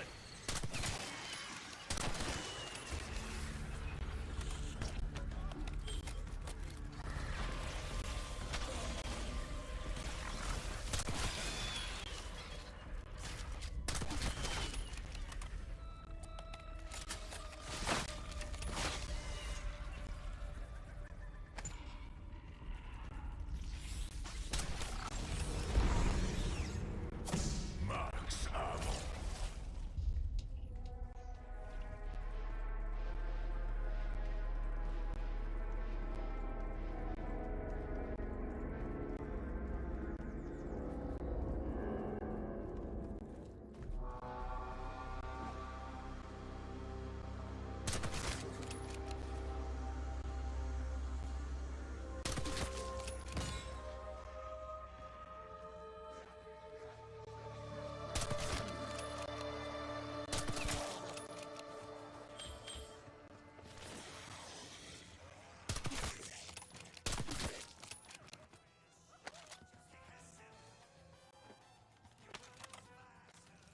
Semtex throne.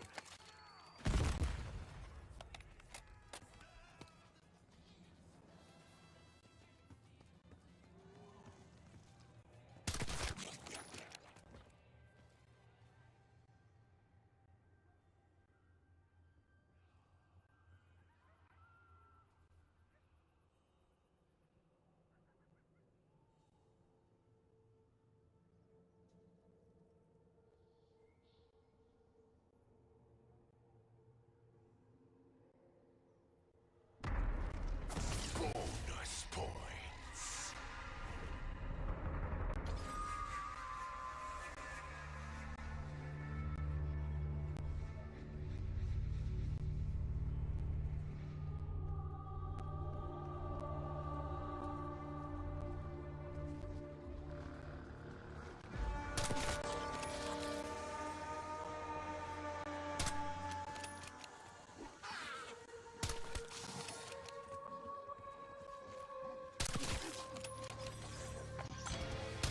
Insta-kill.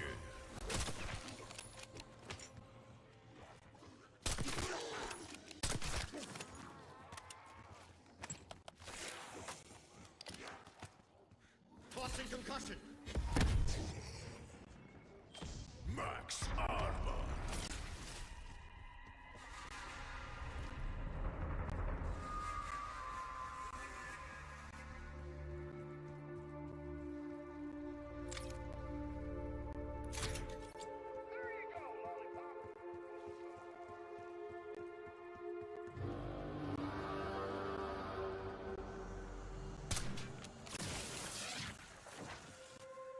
Franco kept contraband in there.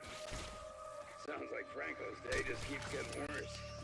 Because, well, it's ours now. Well, that's one way to tune in for the latest weather.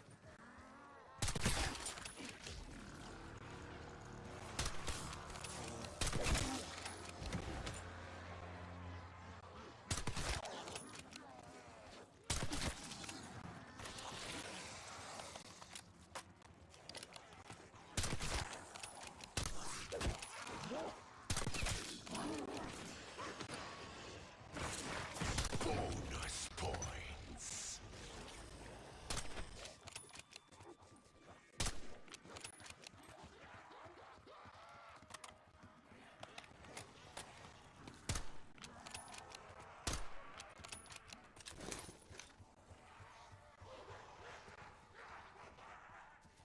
You lost your head a long time ago. I just made it official. Not the contents I was hoping for.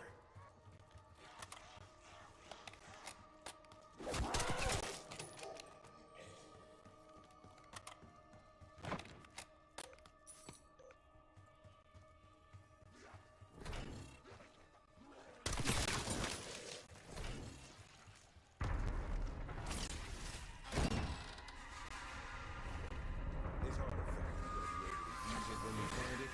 Like, what if it needs some hocus-pocus bullshit? That's where craft comes in. Provided Ravenov's professor-shaped pinata party hasn't ruined his shelf life.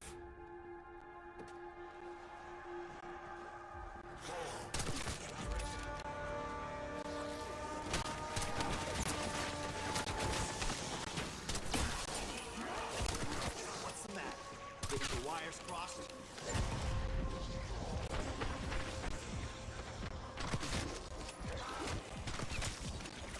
Max ammo. Molotov lit. Insta-kill. I'm gonna smell like blood for days.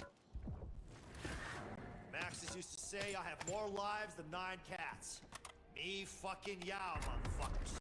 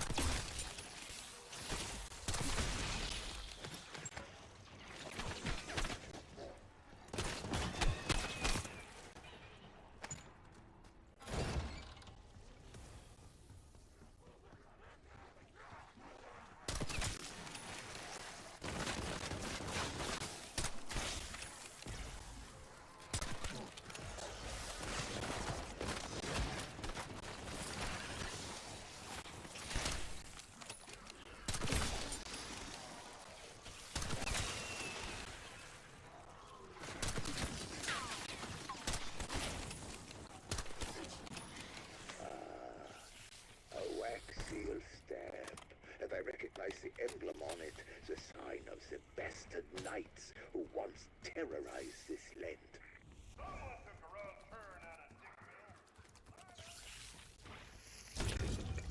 Okay, sure. The sword seems appropriate here.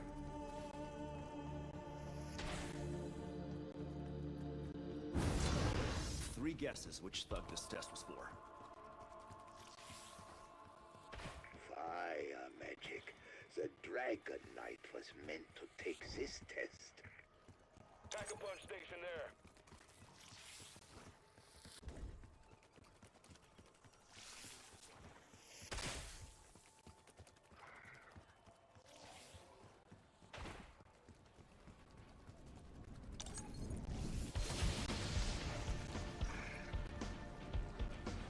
Viscera just keeps coming, doesn't it?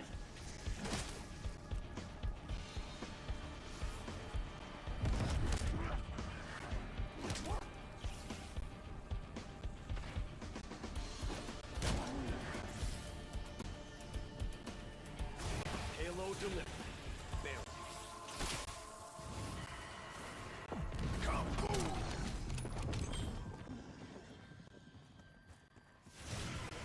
Just me and the old coot up here.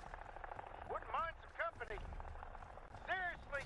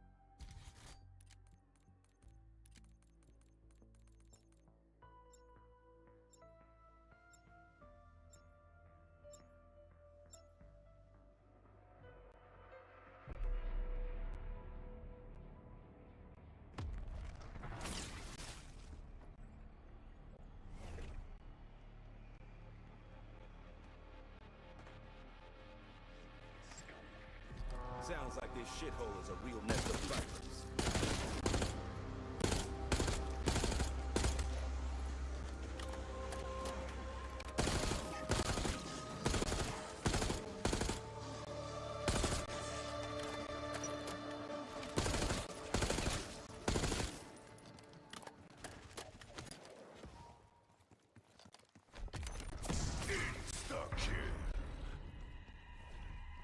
After what Ravenoff put craft through. I feel bad. We gotta shake him down for answers too. Well, at least we won't be dangling him off a building or breaking his fingers. You did stop doing that, yeah? Just one shoe? Horse is at 4 feet. This is coming with me. The owl was obsessed with the elements. That lightning rod was surely his.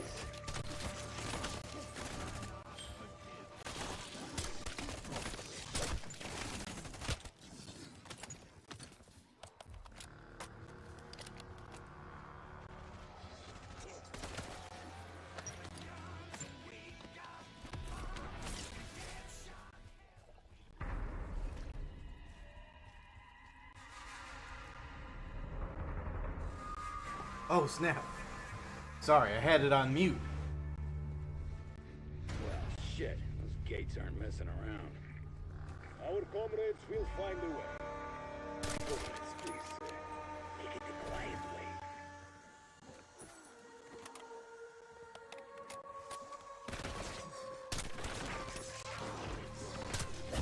Max Skull versus Bullet. No contest.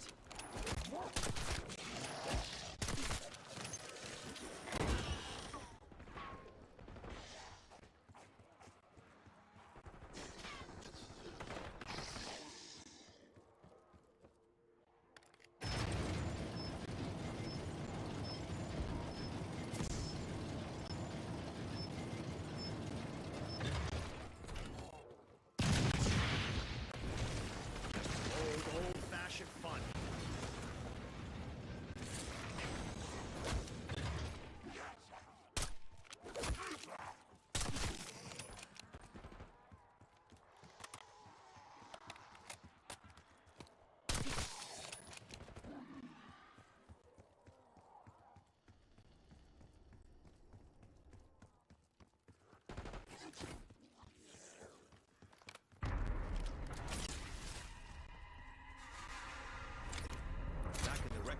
I couldn't picture you in the field. Now, only way I picture you behind a desk is using it as cover.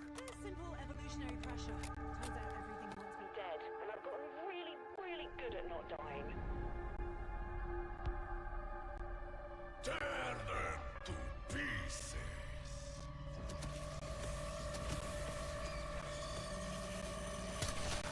Sky's the limit. So you piss me off. Your skittering ass just got stomped, fucker.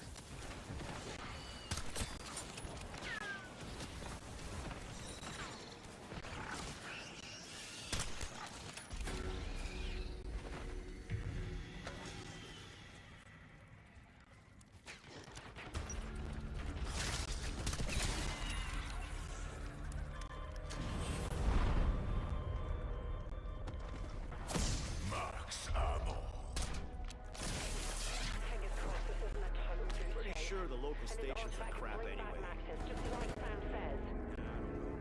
don't trust things I don't understand. And that goes for the computer lady and the internet.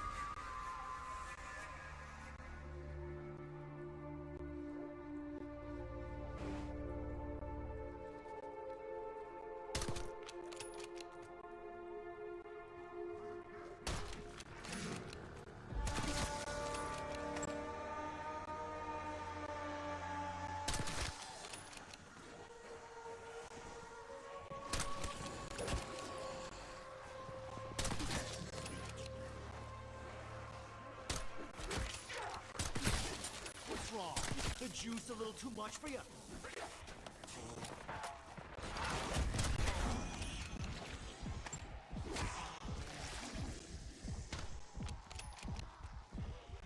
Double points.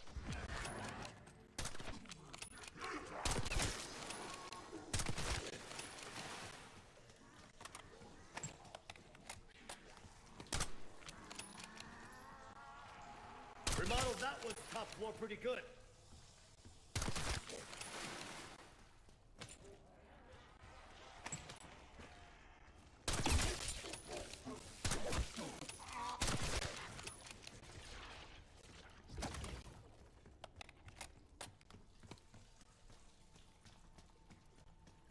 I know for a fact Franco kept dangerous shipments in that area.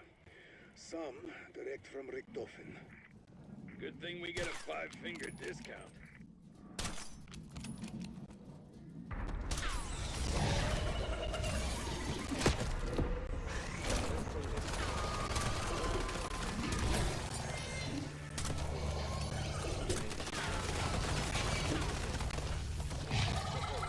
Richthofen treats our artificial friends like it's real ones.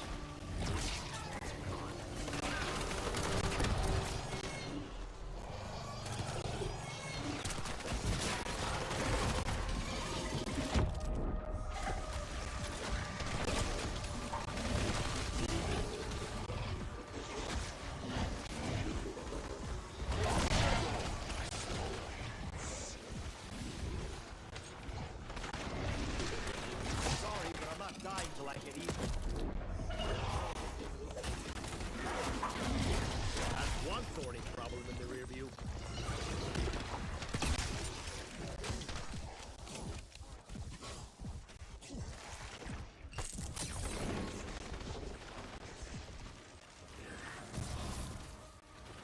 I only hope this doesn't run out of juice.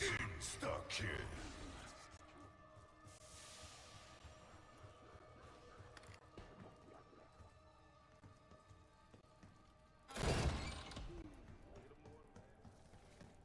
Waypoint marked.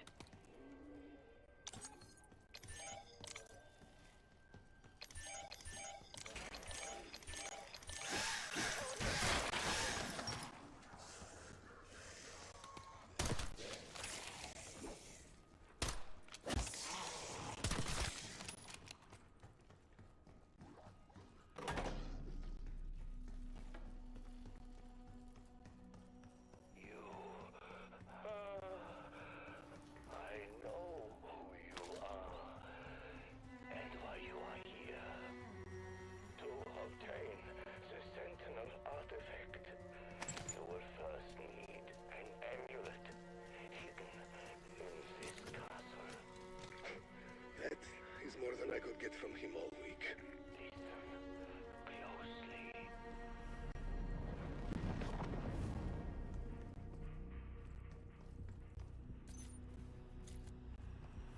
I gave you the means to find the amulet. Now hurry.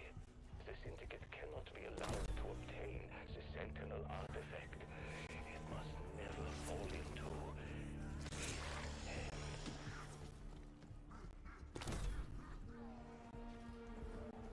Well, this looks older than dirt. This better be worth it. Nothing more aggravating than someone fucking with you from beyond the grave.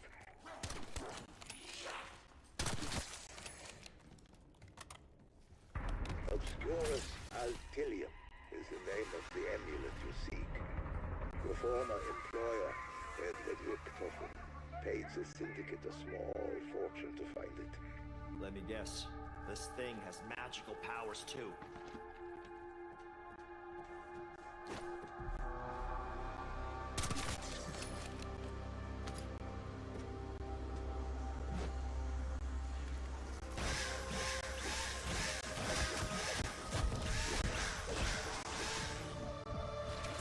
Flying stick shot.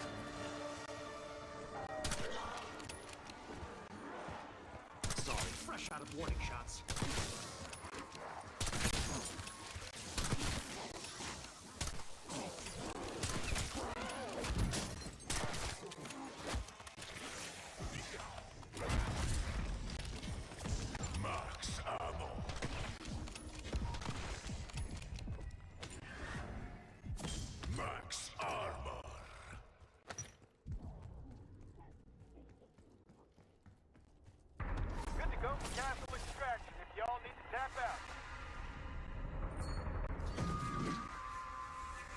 This place was once ruled by a Templar known as the Owl.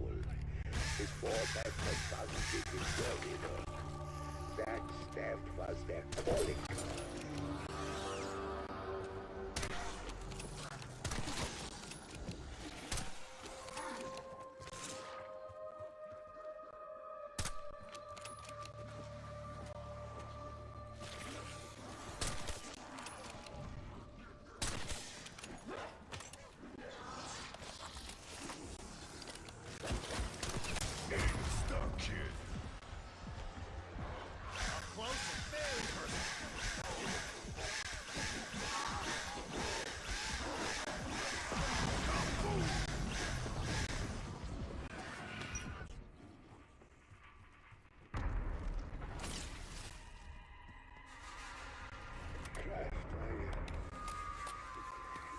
Sorry. Does not begin to cover how bad I feel. Save your apologies, Ravenloft. Just turn your life around. Someone very close to me lost his way, much like you. It's never too late to make things right. What was that raven doing?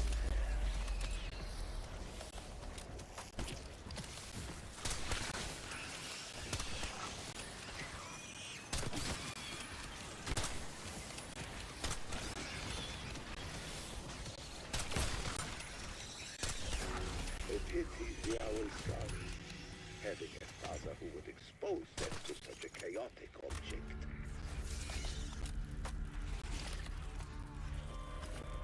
Exfil is off the menu.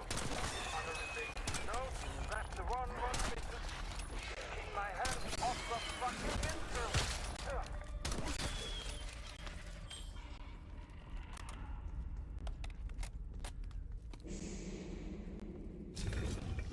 Okay, sure.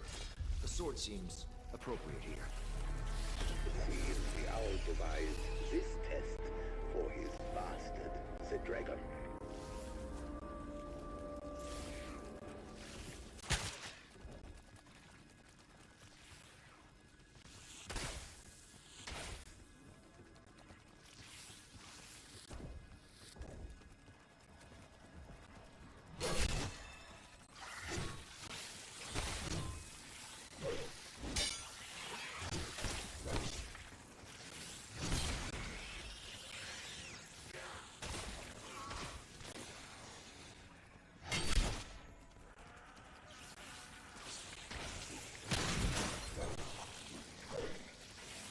God damn, don't expect me to bury you too.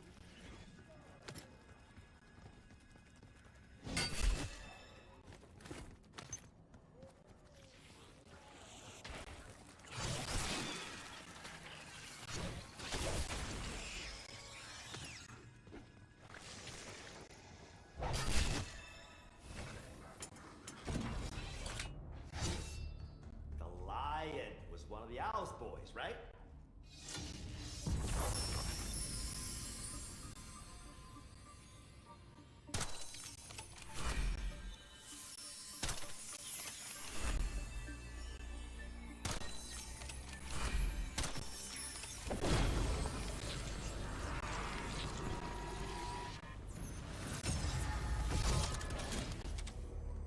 Well, it's not like the lion's gonna be using it.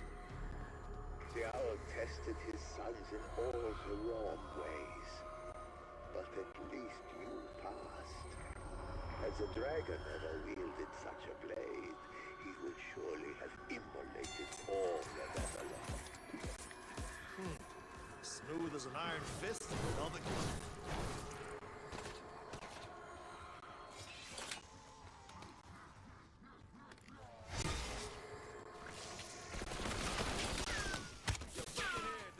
You pissed off? Plenty of meat puppets to take it out on. Max ammo. Time to upgrade that weapon of These yours. artifacts.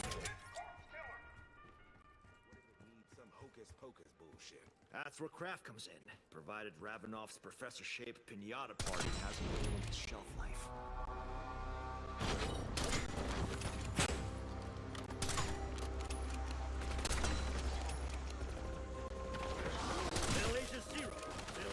one.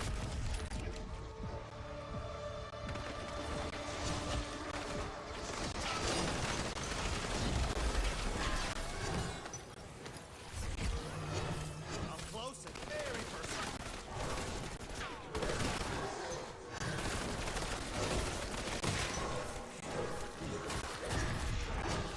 I'm the lightning meat puppets. Right, straight to hell.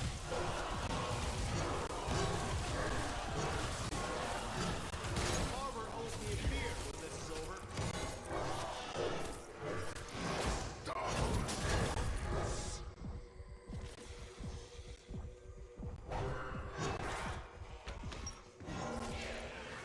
Looks like I get to fight another day. Fun.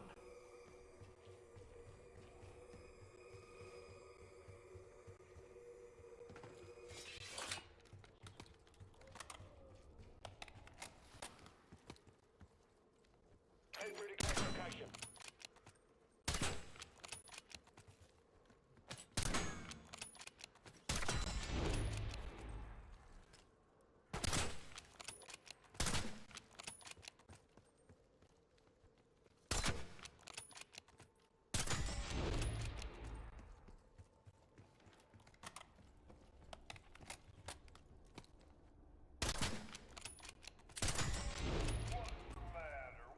Safe to say this is what we were looking for. Neat trick. Safe to say this is what we were looking for. Looks like something Mama would have loved. I suspect that does more than add refinement to an outfit. One of the many artifacts held here. There's almost too many to count.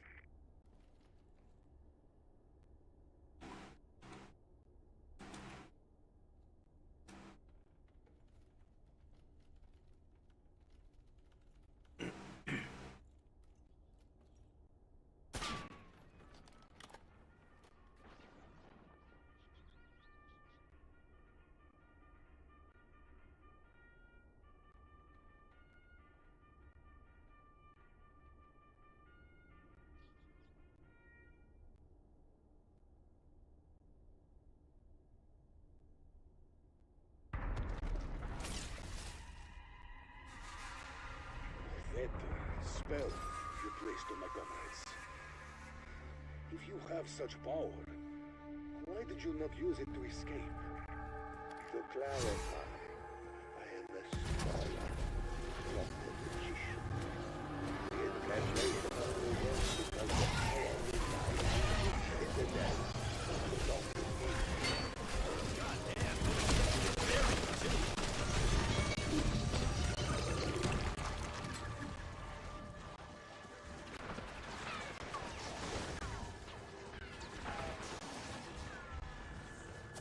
Max armor.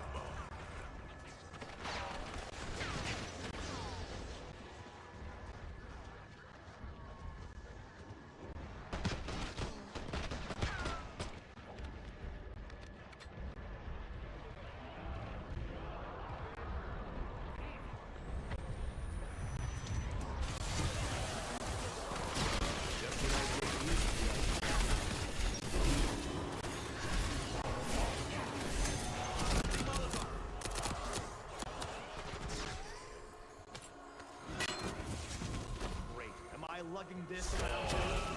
You're very close now. Clear your minds.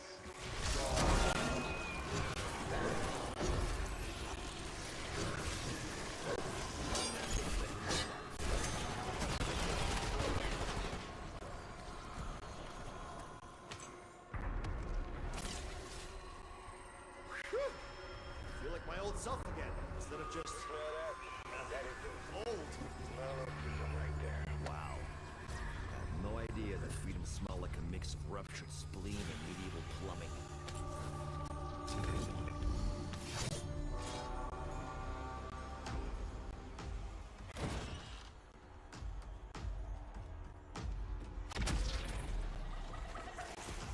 Don't worry, your friends are next.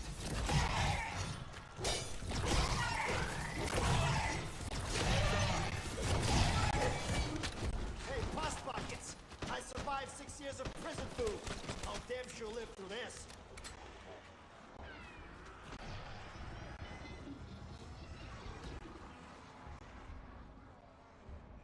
What emote?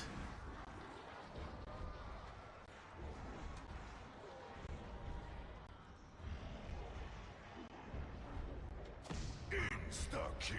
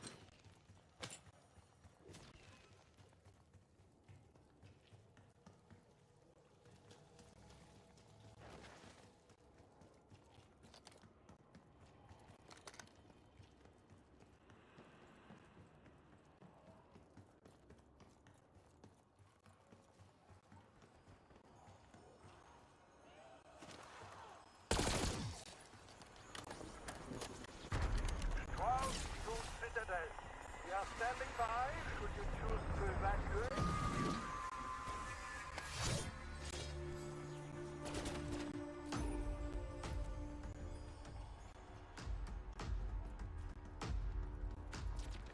Worst souvenir ever. Viscera just keeps coming, doesn't it?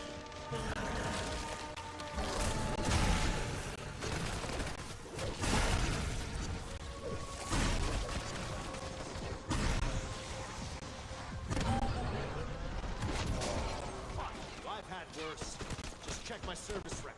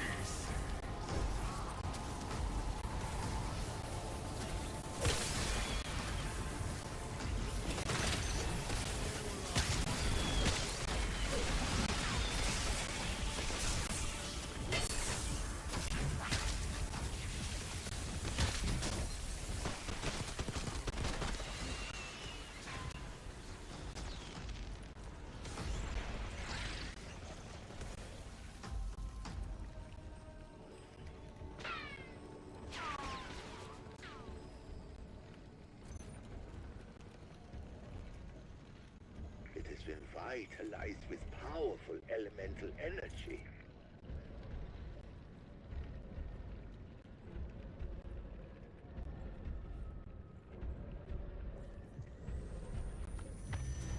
Makes you a lucky day.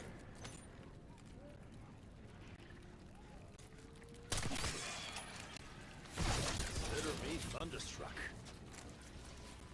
Wield it carefully. Durandal channels their wrath of the very heavens themselves.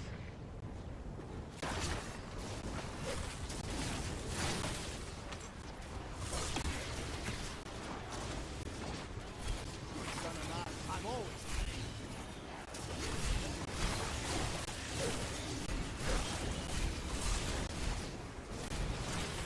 It's like a symphony of bodily art.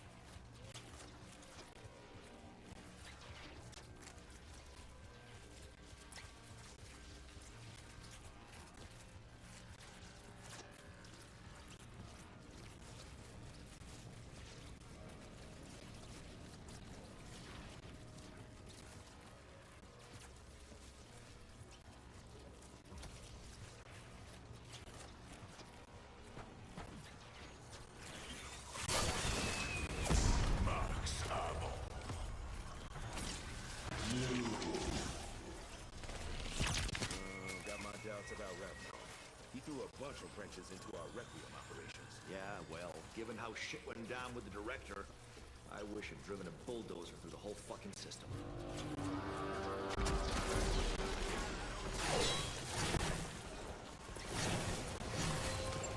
Some of you maggot munchers aren't worth using the trigger.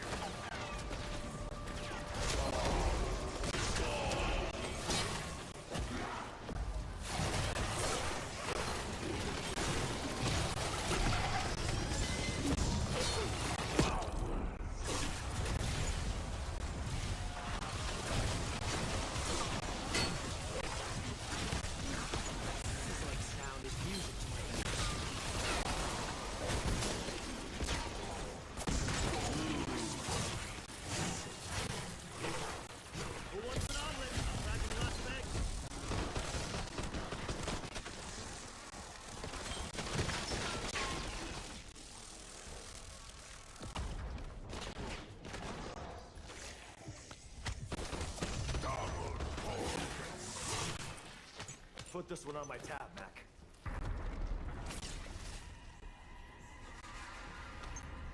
We left Terminus all guns blazing. Damn, the trip. With that shitbird Peck in tow. Pretty sure we aged a decade. Think a little oceanic crossing's gonna steal my mojo? I am in my goddamn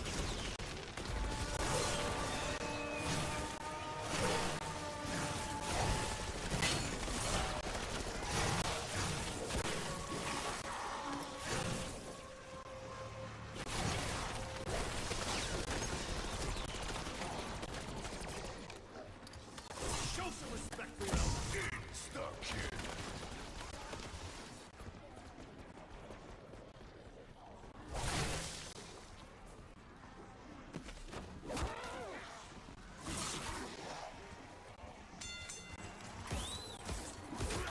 Who needs their face rearranged? Trick question. It's all in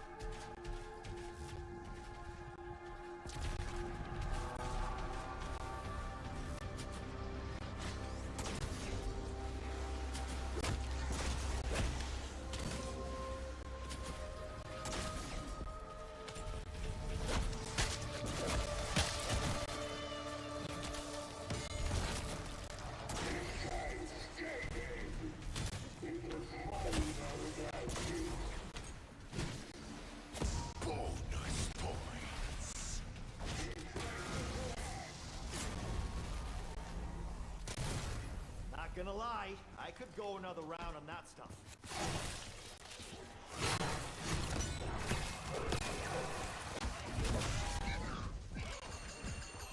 Sorry, but you knew what you signed up for. Don't be surprised. Even a KGB couldn't kill me.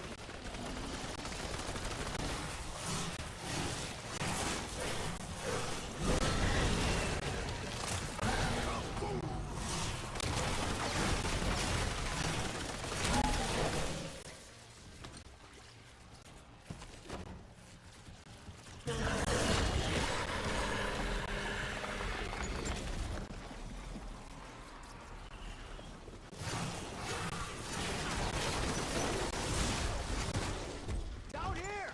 I don't want to be corpse shit!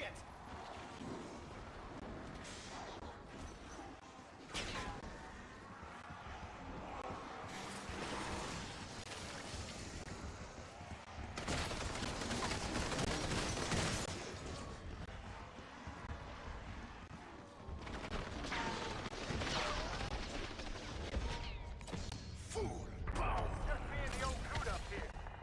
What mind company? Seriously.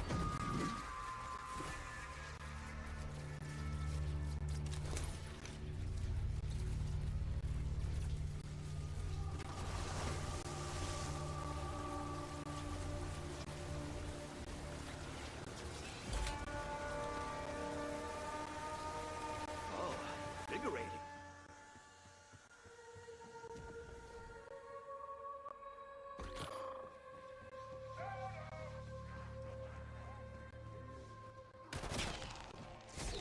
Normally you don't hear that much.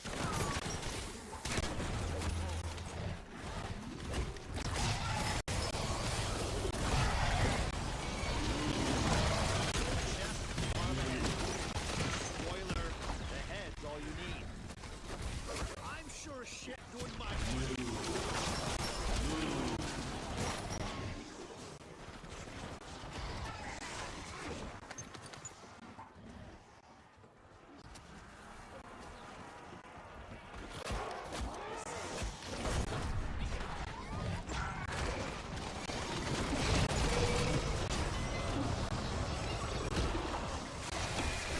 What's the matter? Get your wires crossed? The sooner I hear your rotors, the less pissed off I'll be. Your nice and shining chopper shall arrive shortly.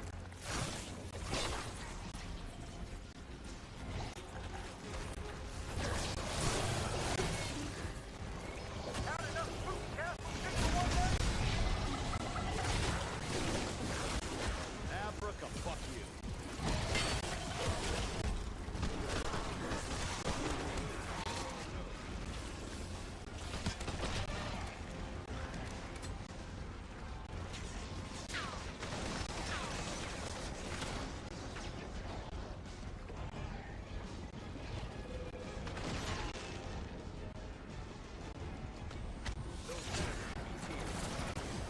Just happy to see a face that's not trying to eat.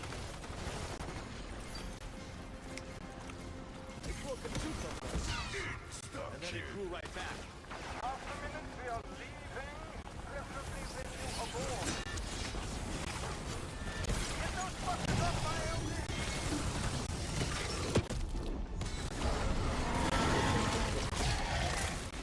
Let's go! I'm not fucking around! Viscera just keeps coming, doesn't it?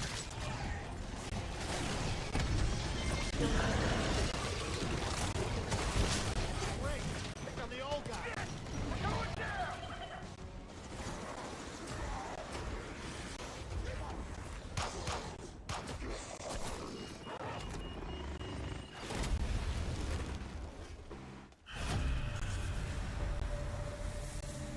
Yikes, my teammate is a total butthole. Alright, what's this you want me to see? Wait for it? No. Hi, Chucky.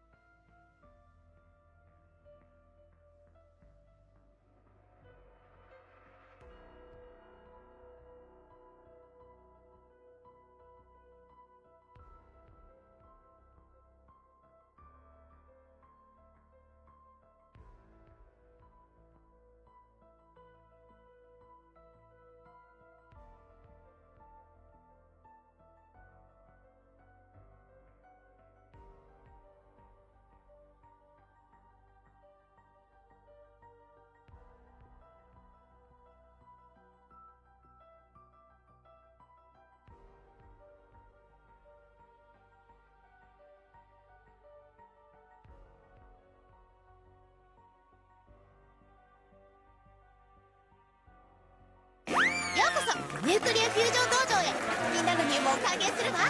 まずは基本プログラムからパワフルにいくわよ。レッツケルトダウン。123はい右戻す左戻すフルトニウムは調達完了。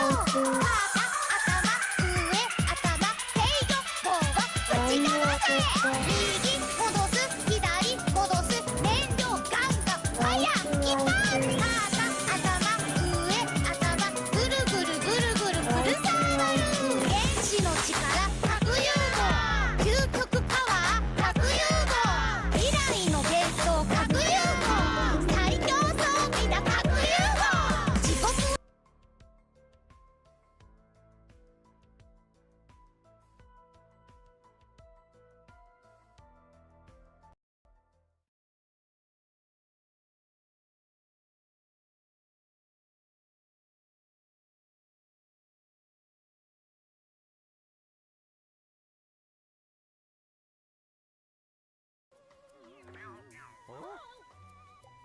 Wow.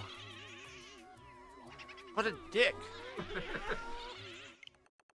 Oh, What the hell was whoops! that? I mashed so hard I turned off the switch. Does it have a memory? It does, yeah. Tech support. Yikes.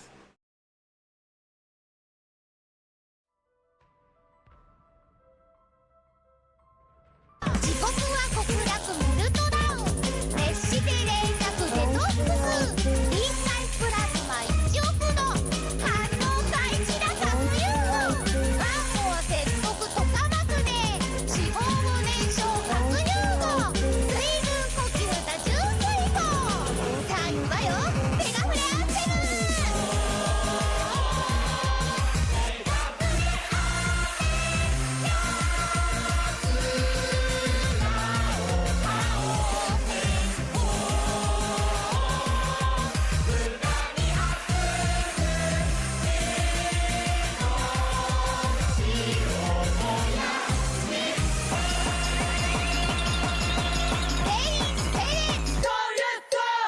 ゆっくり隊長のありがたいお言葉を聞け。ヘメカスども家に帰って広いけどはあそれでもゆっくりしたんですか。それじゃあ応用プログラムいくわよ。右戻す左戻す右戻す左戻す大事な大事なグッドカツポーズ。肩頭上頭肩頭上頭お前の態度が気に入らない。右戻す左戻す右戻す左戻す我慢ができない。トイレトイレ。肩頭上頭肩頭上頭私に任せて先に行け。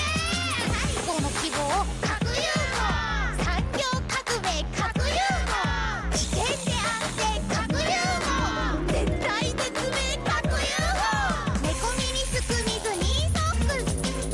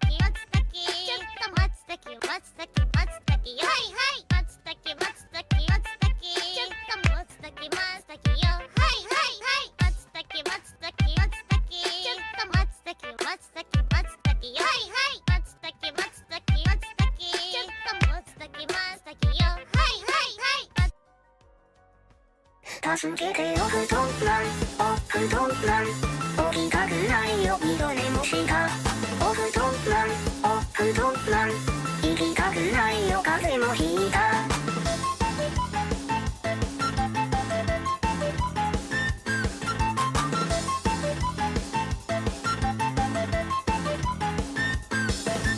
ちょっと寒いこの時期に車たお布団が一番気持ちいいあたたかしあたたかし肌寒いこの時期に今日降るのはもうボンボ起きる寒い布団寝る軽く早起きてお布団マンお布団マン起きたくないよ二度寝もした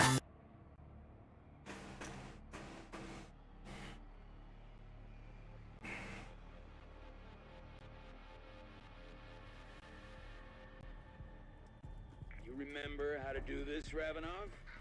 Or has the cheap booze burned away that part of your brain? Watch it, baby. You never taught me not to kill you, but teach you heal me, agree? Don't know why the maggot lunches are here, but I blame their topic.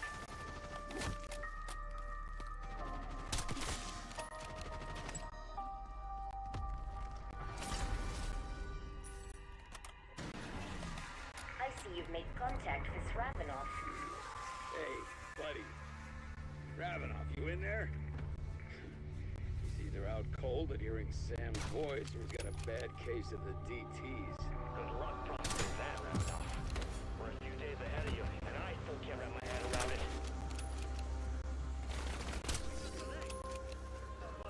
Remodeled that one top floor pretty good.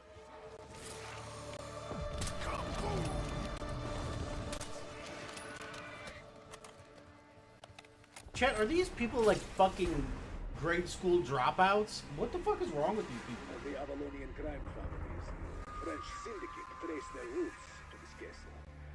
Franco thinks himself the king of this place. Today, his reign ends. Sometimes what you need just hides in plain sight. Peter Michel was mesmerized by lightning. No doubt he forged that law.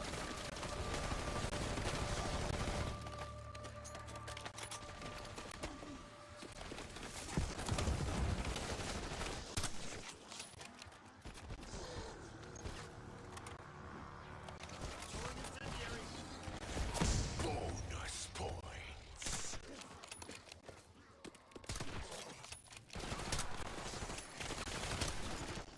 It will not be easy. Your only way into the castle is through the main gates. Really? No alternatives? Or were you just too shit-faced to check?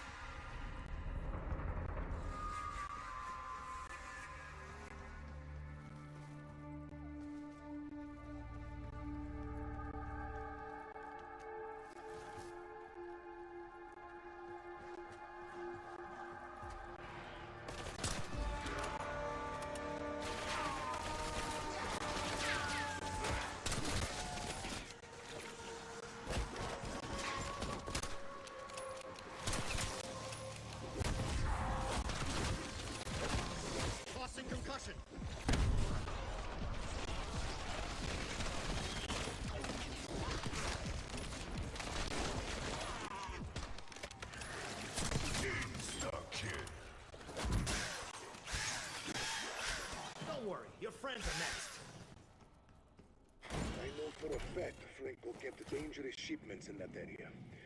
Some were Richthofen. Good thing we get a 5 fingers this time.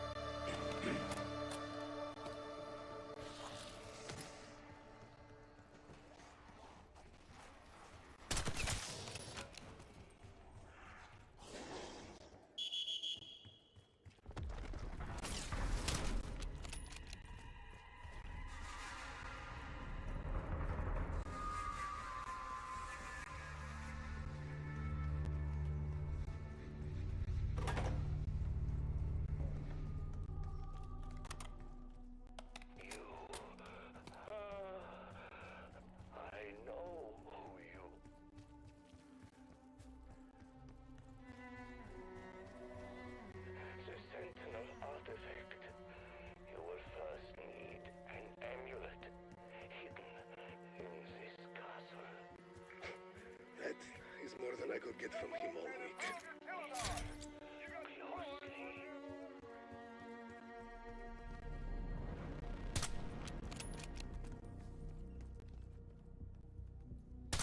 I gave you the means to find the amulet. Now hurry. The Syndicate cannot be allowed to obtain the Sentinel artifact. It must never fall into his hands.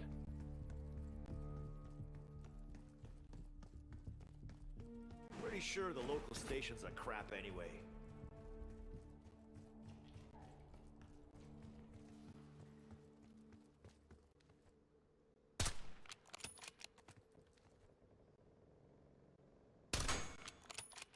Obscurus Altilium is the name of the amulet you seek.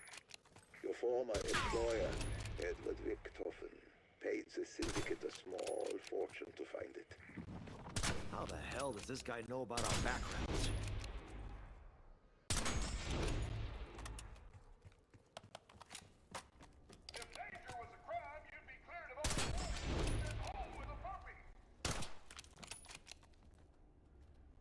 Safe to say this is what we were looking for. Please tell me this is an instruction manual. Looks like something Mama would have loved. I suspect that does more than add refinement to an outfit.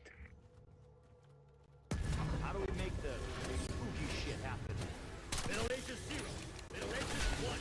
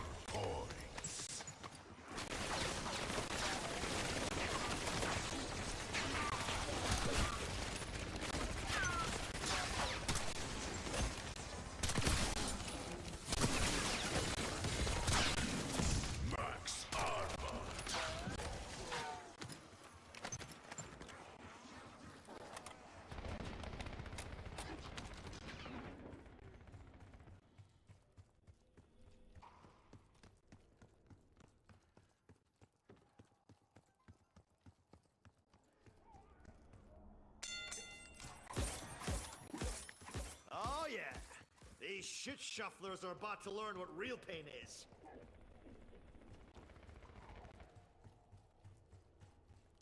Throwing stun!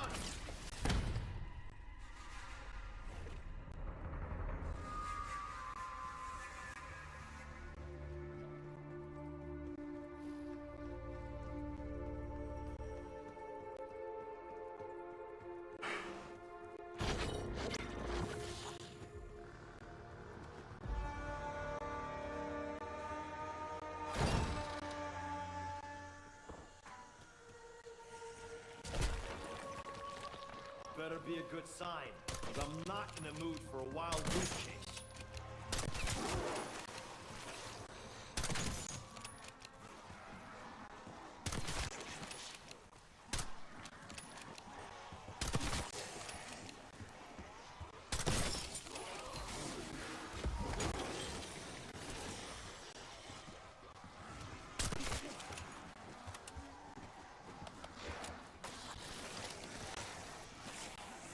Bonus points.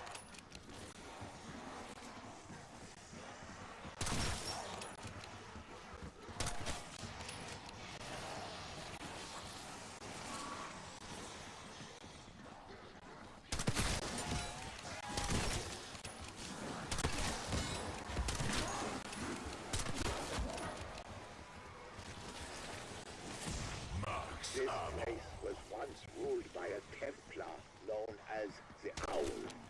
His four best sons did his dirty work. That stamp was their calling card.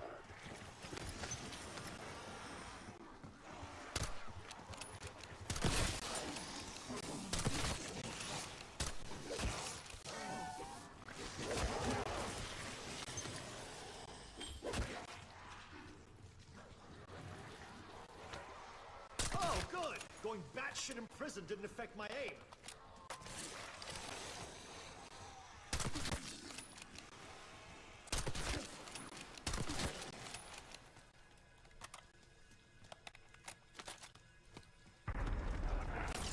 Trial Swan here. Your aerial chariot, please. Craft,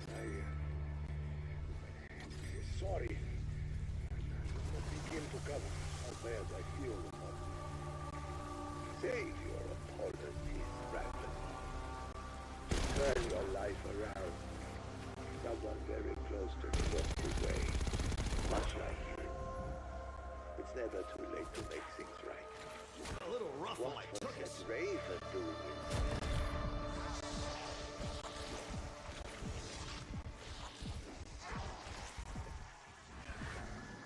Bird in the hand. Or at least part of one. A pity the Owl's sons, having a father who would expose them to such a chaotic object.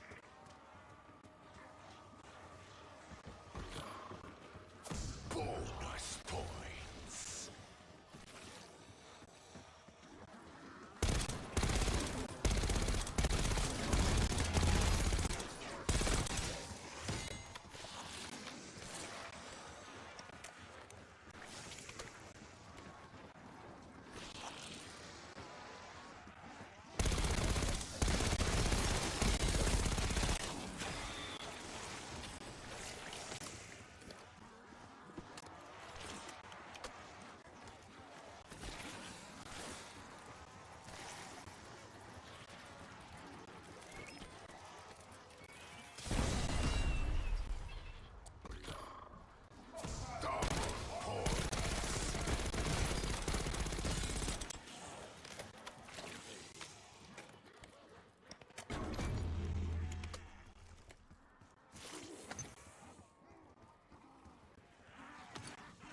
Wind's not being cooperative. I'll let you know when it dies down.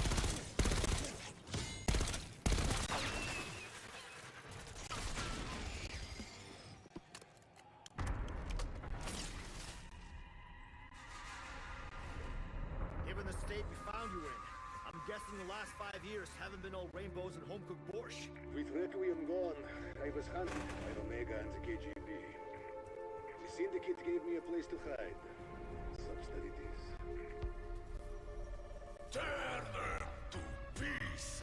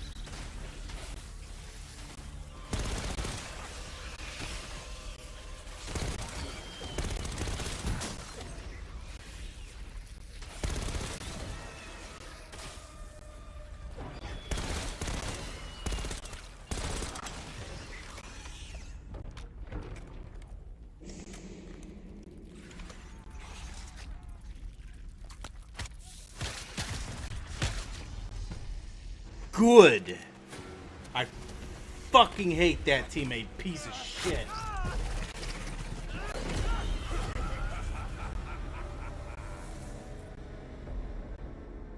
Blame his loser ass.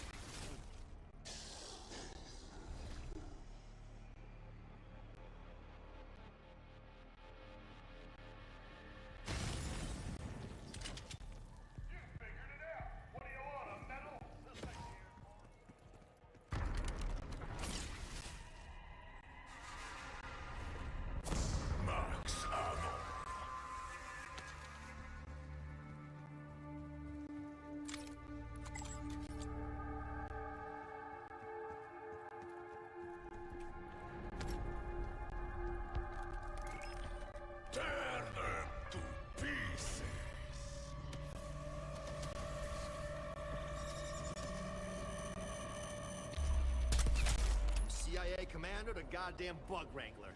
Fuck my career.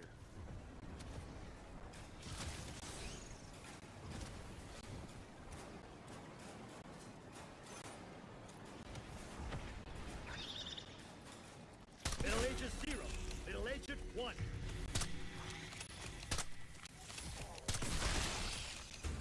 This is coming with me. A medieval lightning rod. Keep that handy.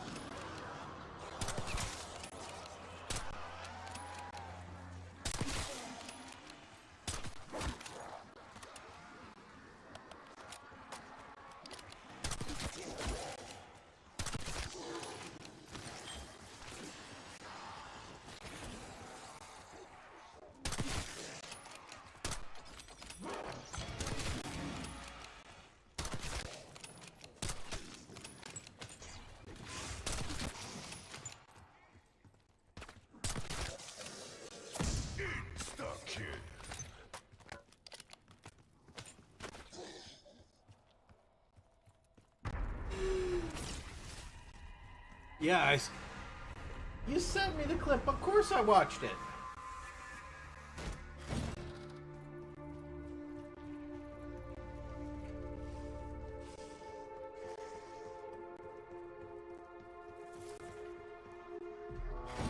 Franco's storeroom. An arsenal of Geneva Convention violations. You heard the man. Loot this shit out of there.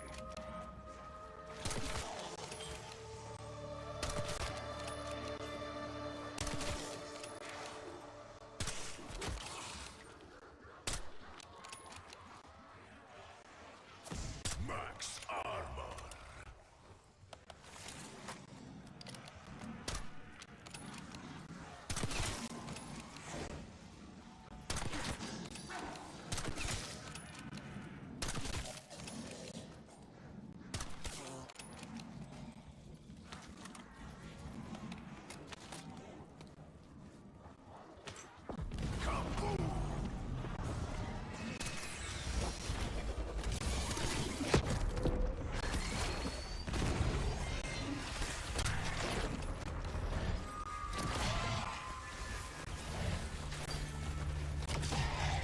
Either I chew on this, or just chew on me.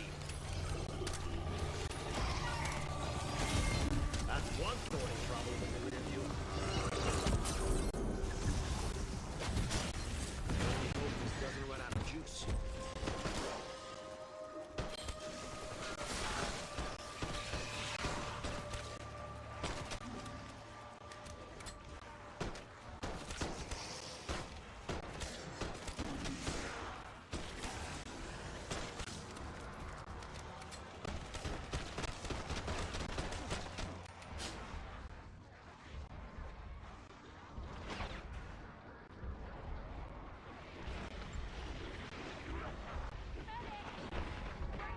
Double coins.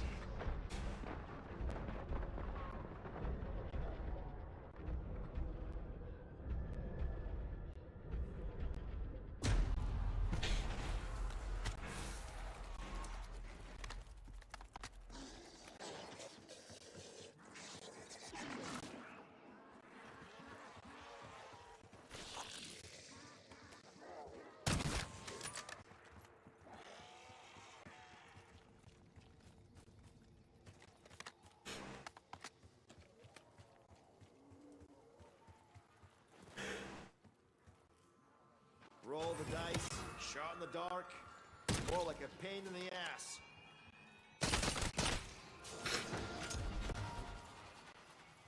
Bonus points.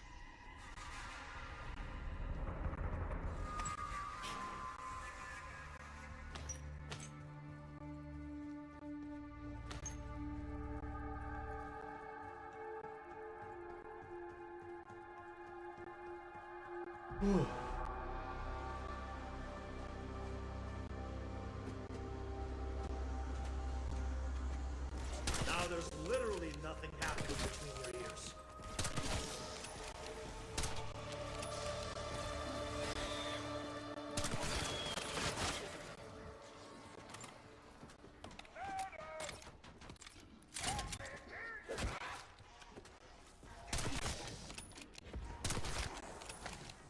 Insta-kill. Sending frag.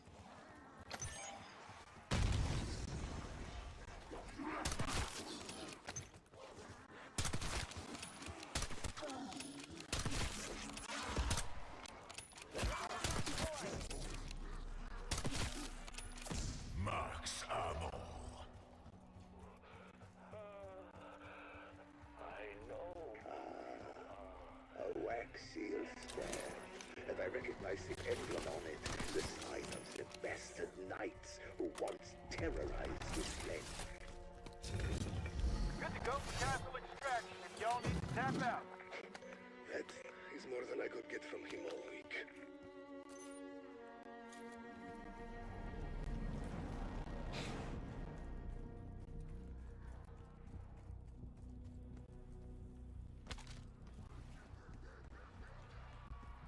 A test for the dragon.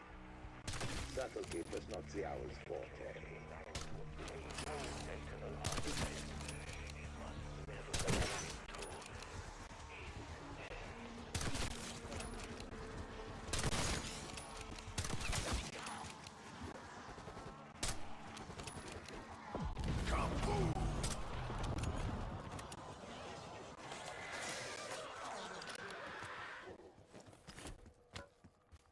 Obscurus Altilium is the name of the amulet you seek.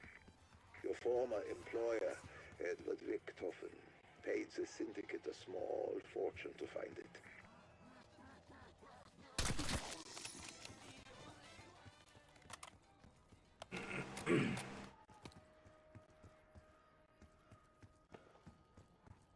Anyways, yeah, I saw the clip. He mashed B so hard that he put the game in sleep mode.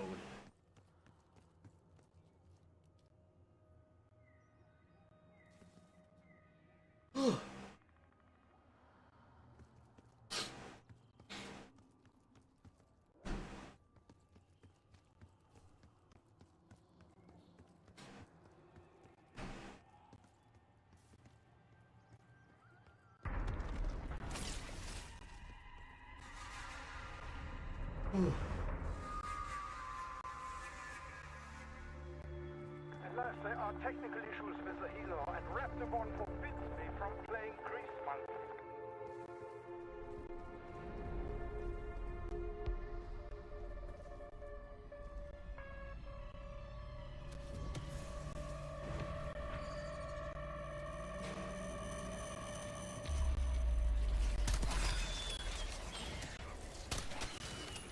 This is not the amulet, but it appears to hold power of its own.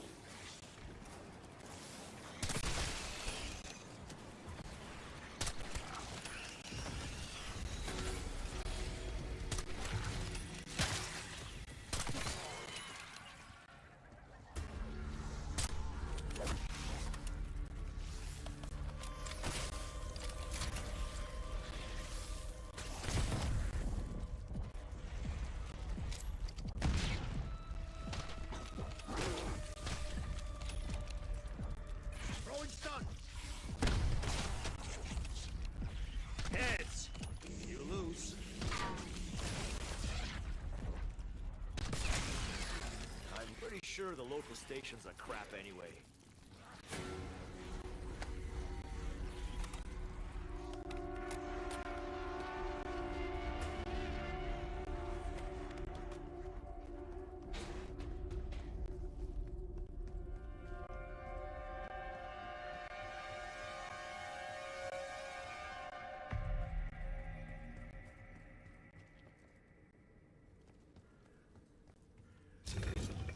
Okay, sure. The sword seems appropriate here.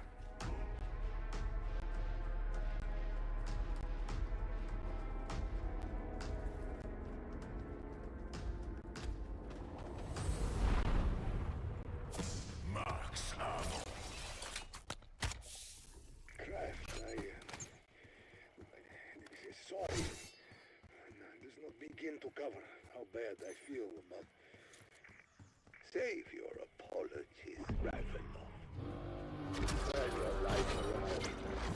Someone will take you away. Not like you. It's never too late to make things right. That's a hell of a thing to have stuff in your ribs. Gonna not. I've always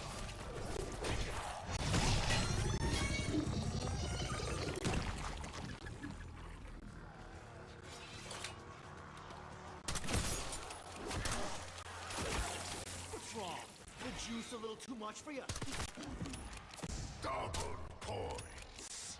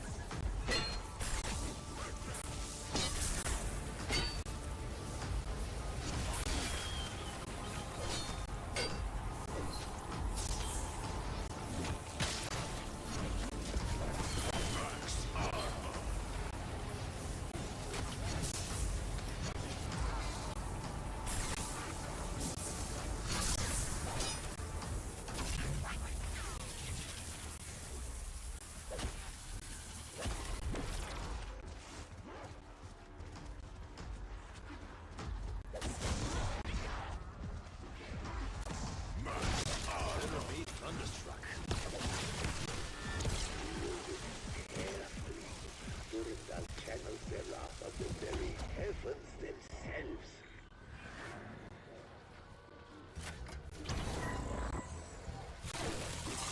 Can you follow instructions? It will be unfortunate if you cannot.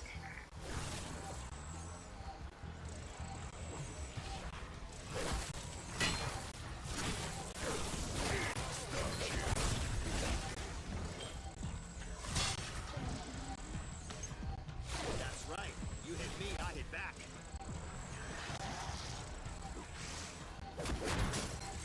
I'm sure as hell not paying this electric bill.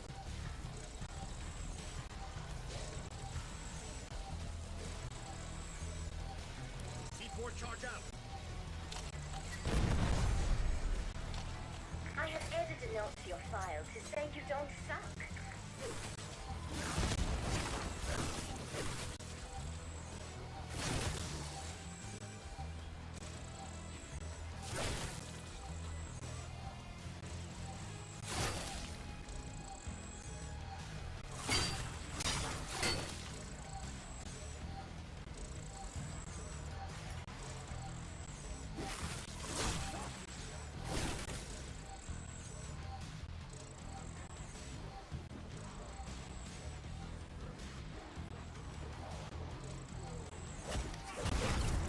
Upgrading trial reward. Keep it up.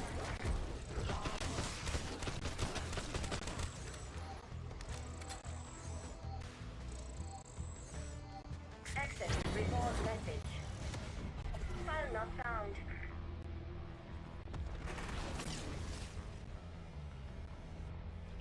That spell you placed on my comrades. If you have such power, why did you not use it to escape? To clarify, I am a scholar, not a magician. The incantation only worked because the power resides in this citadel, not in me. Je suis désolé about your double. Don't worry, your friends are next.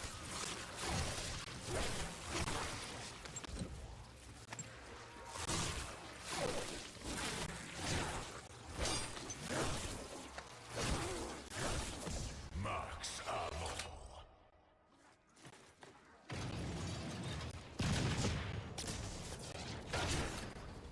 Yes, I can add human cannonball to my resume.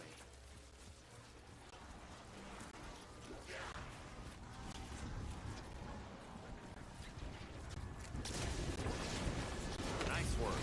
Whatever the hell you just did. Vitalizing powerful elemental energy.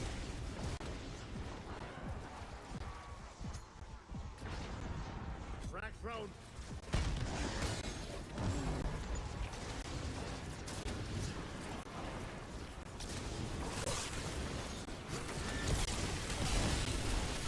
I can do this all day.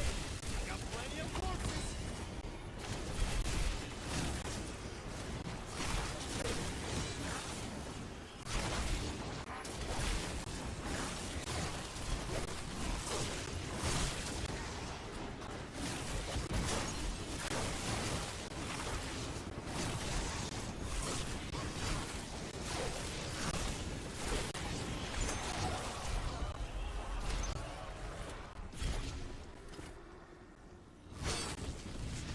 What's with the fucking paperweight?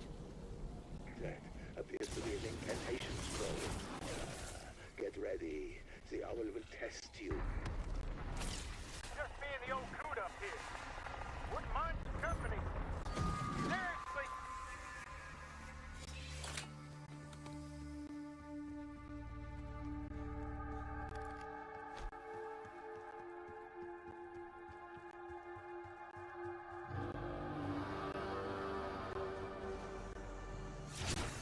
Son or not, I'm always armed.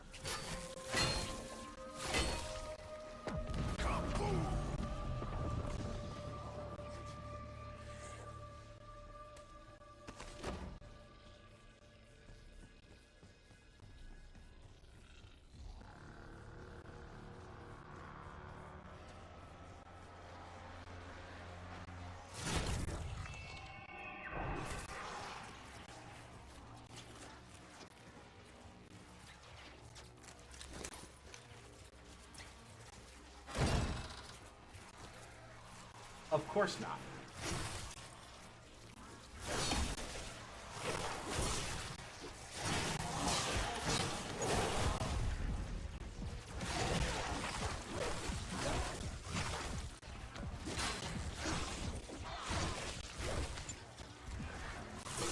The owl tested his sons in all the wrong ways. But at least you passed.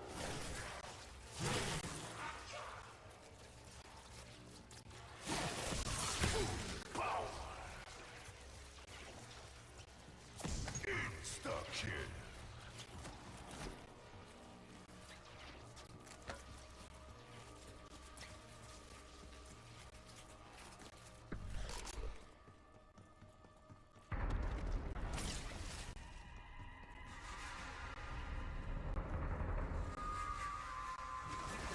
Wind's not being cooperative. I'll let you know when it dies down.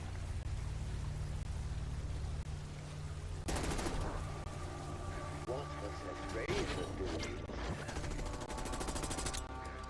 A little rough on my tuchus.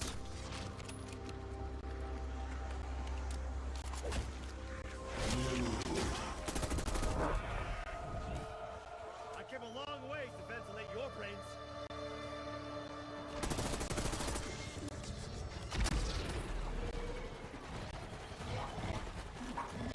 Not exactly rabbit's foot, but I bet it's just as lucky.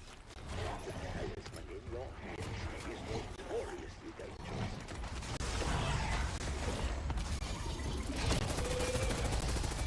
Double points.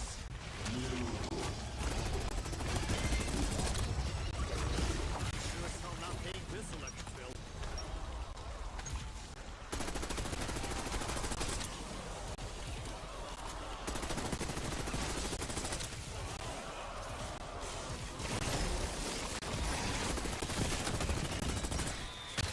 Max armor.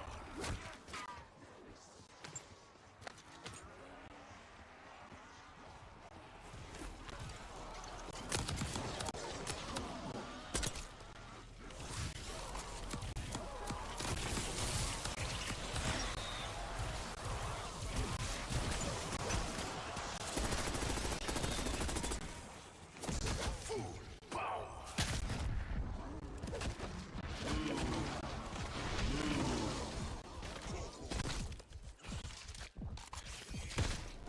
Don't have time for this shit.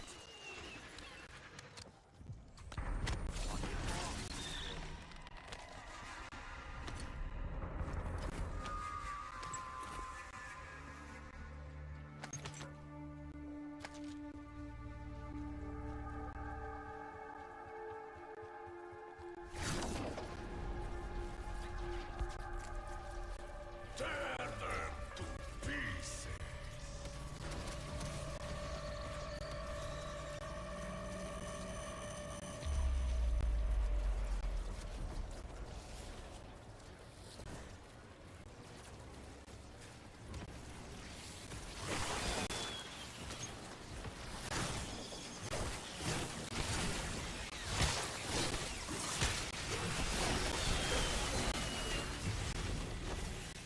Some of you magic monsters aren't worth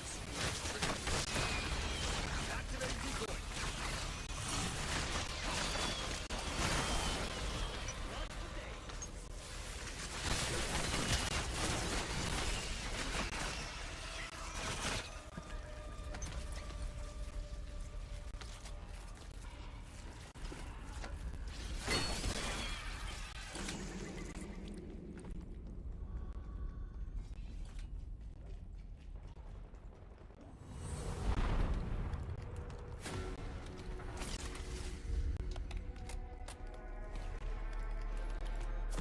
Max ammo. Nothing like a little I upgrade could to tell make a man you feel that young. I have absolute faith in your abilities. But I am not programmed to lie.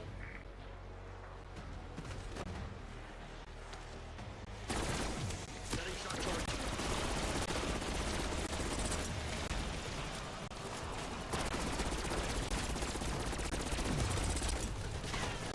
Feel free to share this amongst yourselves.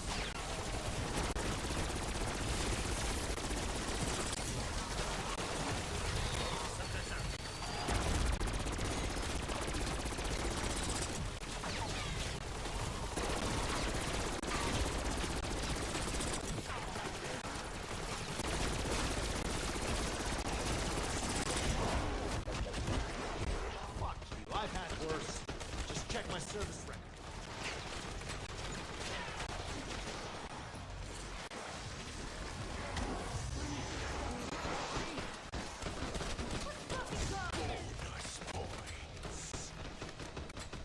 You must be so proud of the minor success you are experiencing. Call a fish.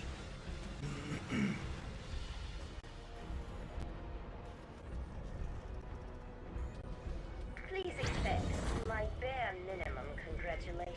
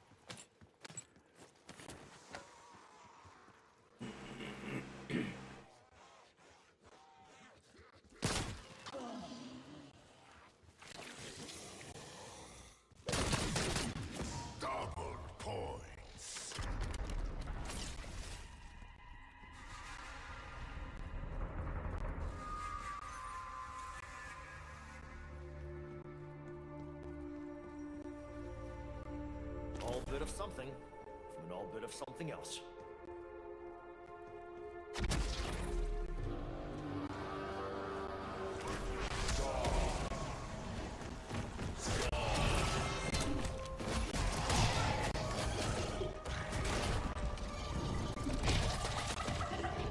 All the magic in this joint can't fix that.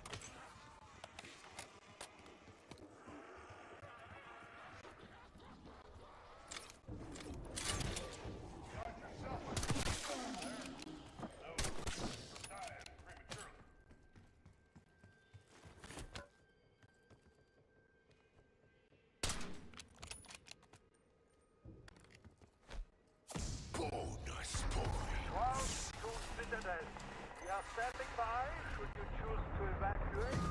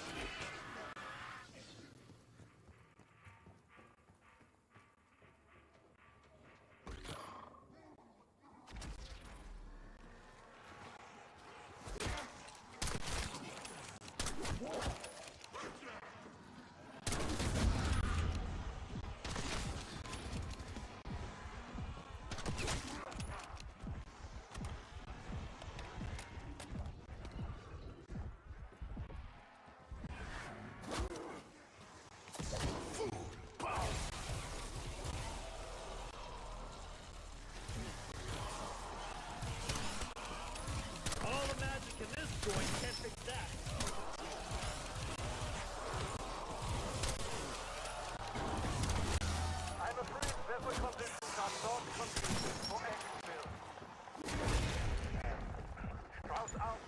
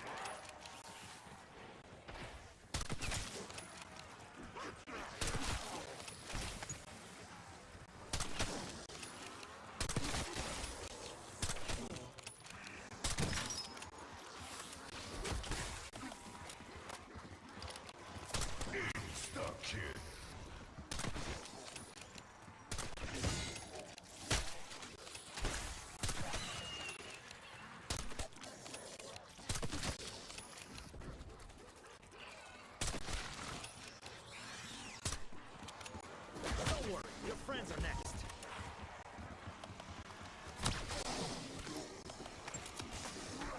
I can do this all day. I got plenty of corpses.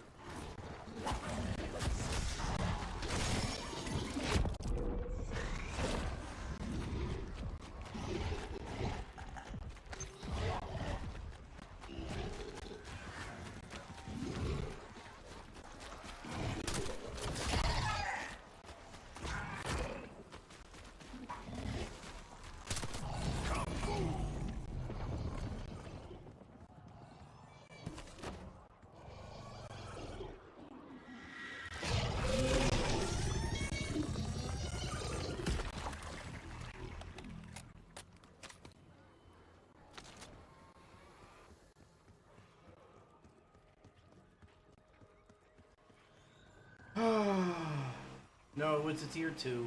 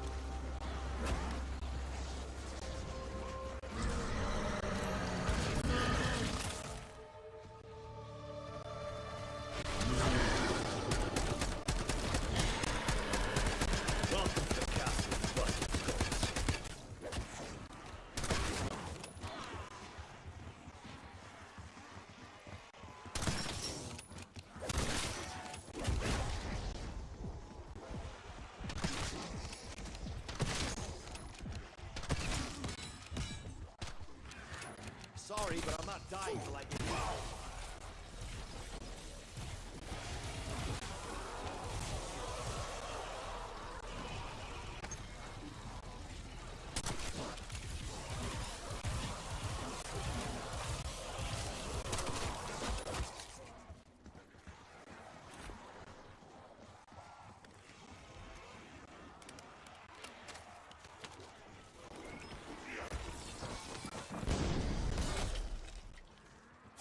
Max armor.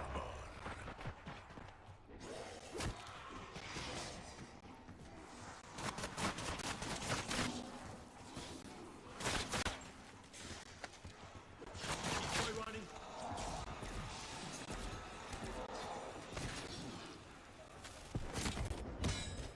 Sorry, no group discounts.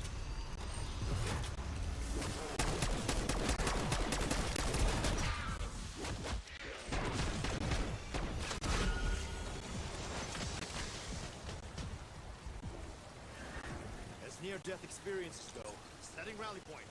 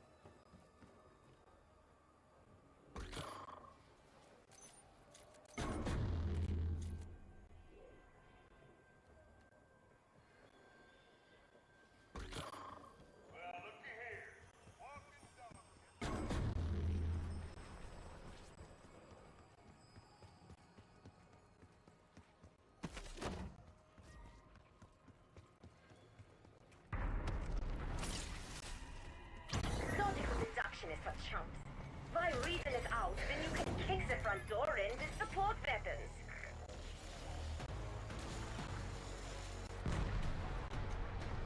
Hand cannon trapping fire.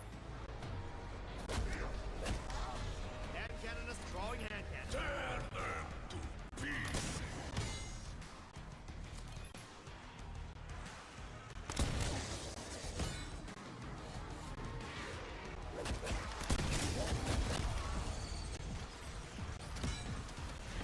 Easy mode. Likely craptacular tier reward achieved. Yay.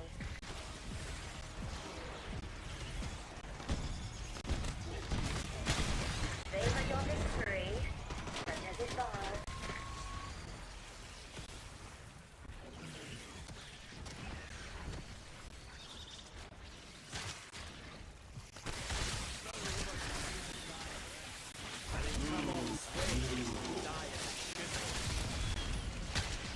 All aboard Weaver's Death Express.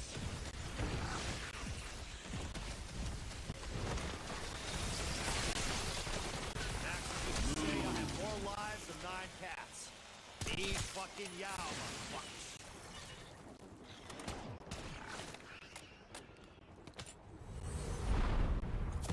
Max ammo.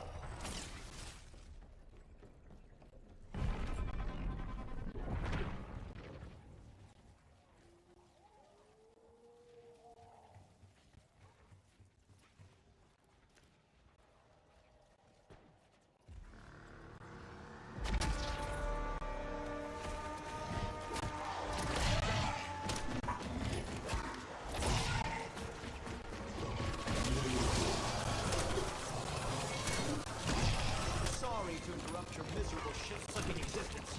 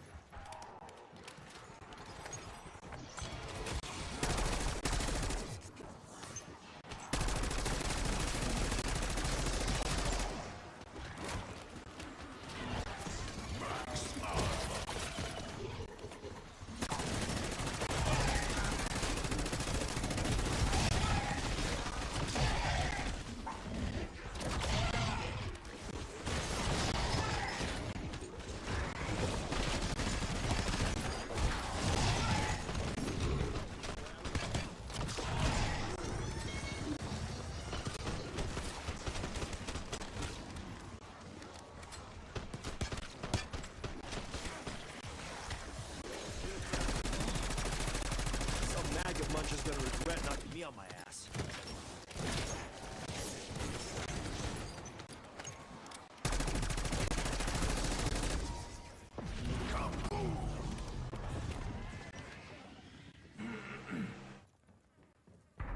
Exfil's ready if you're sick of that shit-tastic rinse there.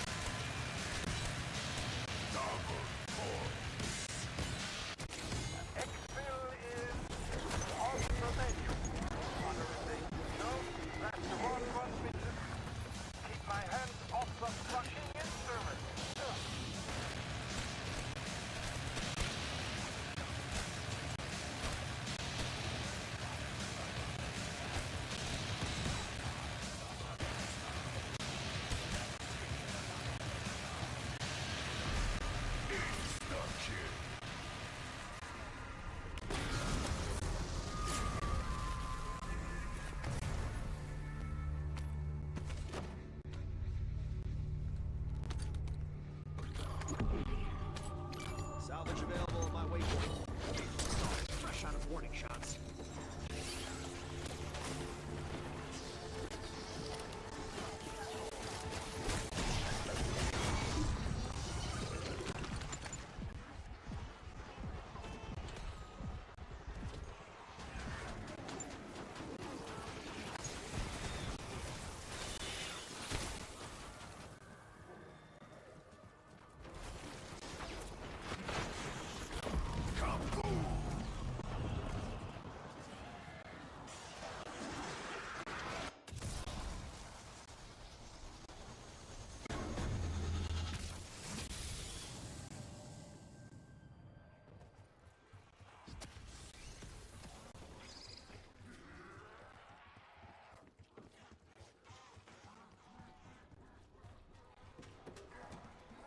I'm about ready to quit on these people because they don't know what the hell they're doing.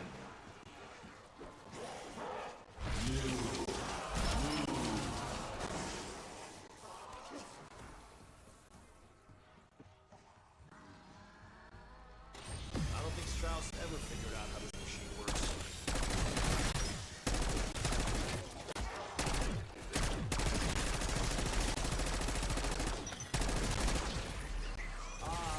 Comforting stench of ozone and burnt.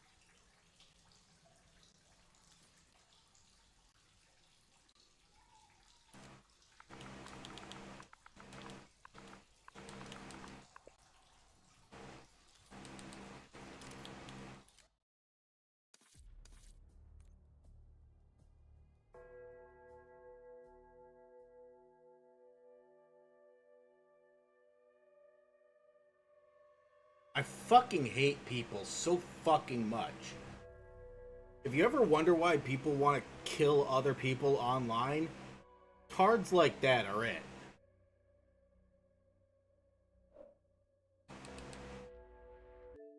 Ugh.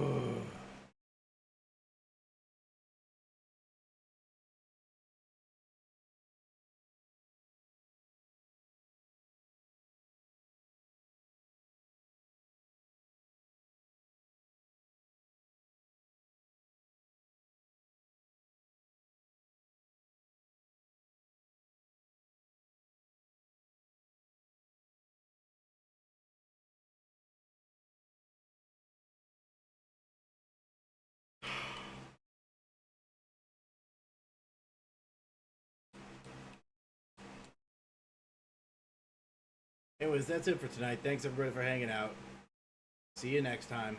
Bashi, Chucky, Bobtron, Alwyn, Subman.